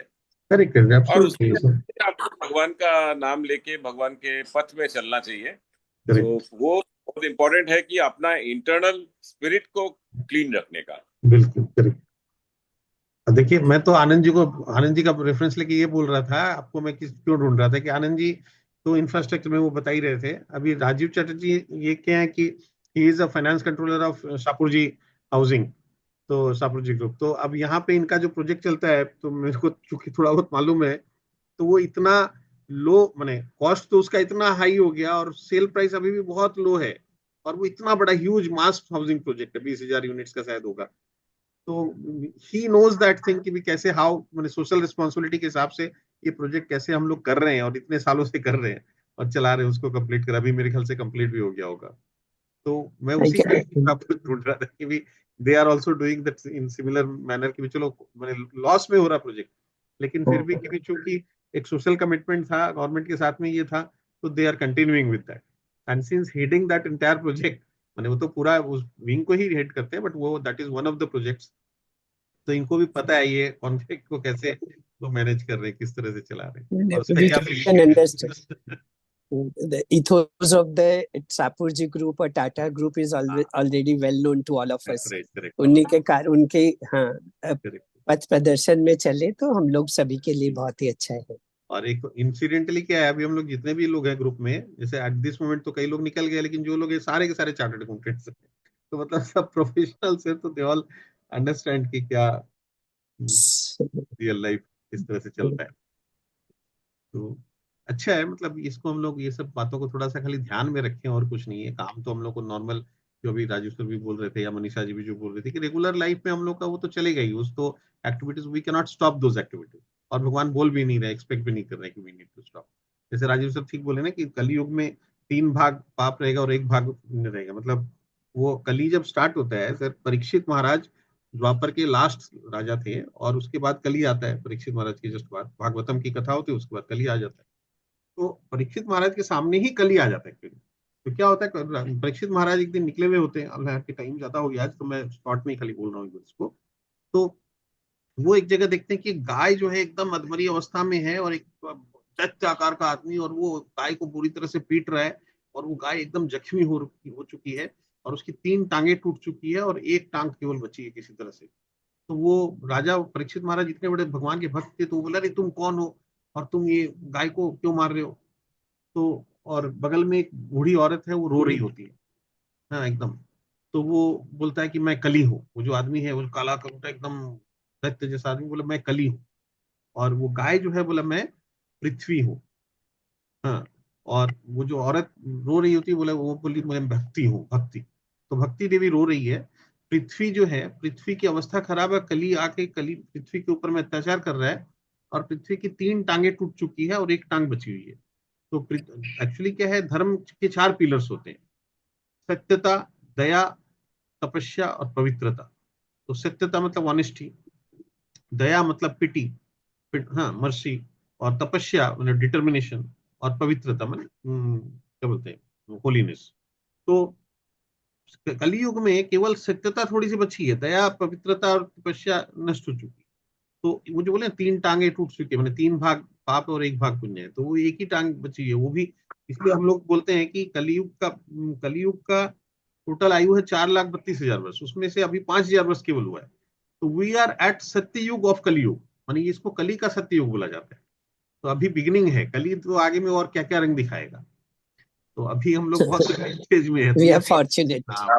मैंने जस्ट ये पॉइंट बीच में रखा, थोड़ा सा आउट ऑफ कॉन्टेक्स्ट लगा होगा सबको। नहीं, ये एक्चुअली यही फैक्ट है अभी लाइफ का। अभी सत्ययुग और कलयुग is going on. Going on, correct. तो हम लोग उसको ध्यान में रखते हुए भी अगर करेंगे तो, और जो बोले ना कि भाई अनिल जी जो बता रहे थे कि कम से कम अपने 15 मिनट 1 घंटा भी अगर बैठ रहे हैं, तो भगवान का नाम का डिस्कशन हो रहा है, भगवत गीता के ऊपर में चर्चा हो रही है, तो वो बोलते हैं कि जहां भगवान के नाम का चर्चा होता है ना, वो वृंदावन है। और जहां वृंदावन यानी कि जहां भगवान स्वयं मौजूद है, भगवान में और भगवान के नाम में कोई अंतर नहीं है। तो जहां भगवान स्वयं मौजूद है, वहां पे माया का प्रवेश नहीं है। माया के लिए नो एंट्री का बोर्ड लग जाता है वहां। तो माया देवी देखती है, अरे यहाँ तो भगवत चर्चा हो रही है, मतलब ये तो यहाँ मेरा जगह नहीं है। तो इसलिए इतना देर तो हम लोग माया से फ्री हो जाते हैं। ये बात हो रहा है कि अभी जैसे इसको ऑफ करके फिर हम लोग माया में लग जाएंगे। इसका स्पिरिचुअल क्लींजिंग है। करेक्ट, क्लींजिंग है, absolutely. Actually yes, I get it. अभी हम लोग जो यहाँ पे सब लोग, जैसे हम लोग सब अच्छे कर्म का बात करते हैं ना, तो बस यहाँ अगर हम जब लगातार गीता पढ़ेंगे ना, ये पढ़ना बहुत जरूरी है, तब हमको ये क्लियर होगा कि जिसको हम अच्छा कर्म बोल रहे, सत्कर्म बोल रहे, उससे ऊपर भी एक कर्म है जो हमारे गीता में जिसमें बोला गया है, शुद्ध सत्व कर्म, शुद्ध सत्व गुण में होके जब काम करते हैं। तो जैसे हम बोले कि हम समाज के कल्याण के लिए, अच्छे के लिए काम करें, और जब हम गीता पढ़ते हैं तो हमको ये पता चलता है कि समाज का कल्याण है किस चीज में। अभी तक हम जिस चीज को कल्याण जिस चीज को हम सोचते हैं कि इससे हम उनका अच्छा कर रहे हैं, दूसरे का भला कर रहे हैं, वो कॉन्सेप्ट में थोड़ा सा और उसका इम्प्रोवाइजेशन का जरूरत है। Correct. वो इम्प्रोवाइजेशन अगर हम गीता पढ़ेंगे तब आएगा। यस, हरी बोल, एब्सोल्युटली परफेक्ट। हम लोग वो ग्रेजुअली आगे डिस्कस करेंगे मनीषा माता जी वो सब, कि भाई कैसे ये प्योरिफिकेशन ये क्या है। मैं बोली कि आज जो लोग आए हैं वो जरूर आगे की क्लासेस जरूर अटेंड करें। करेक्ट, हाँ, हरी बोल। नमस्कार, Yes to हरि everyone. बोल। हरे हरे कृष्ण। कृष्ण। आज हम लोग यहीं पे रखते हैं।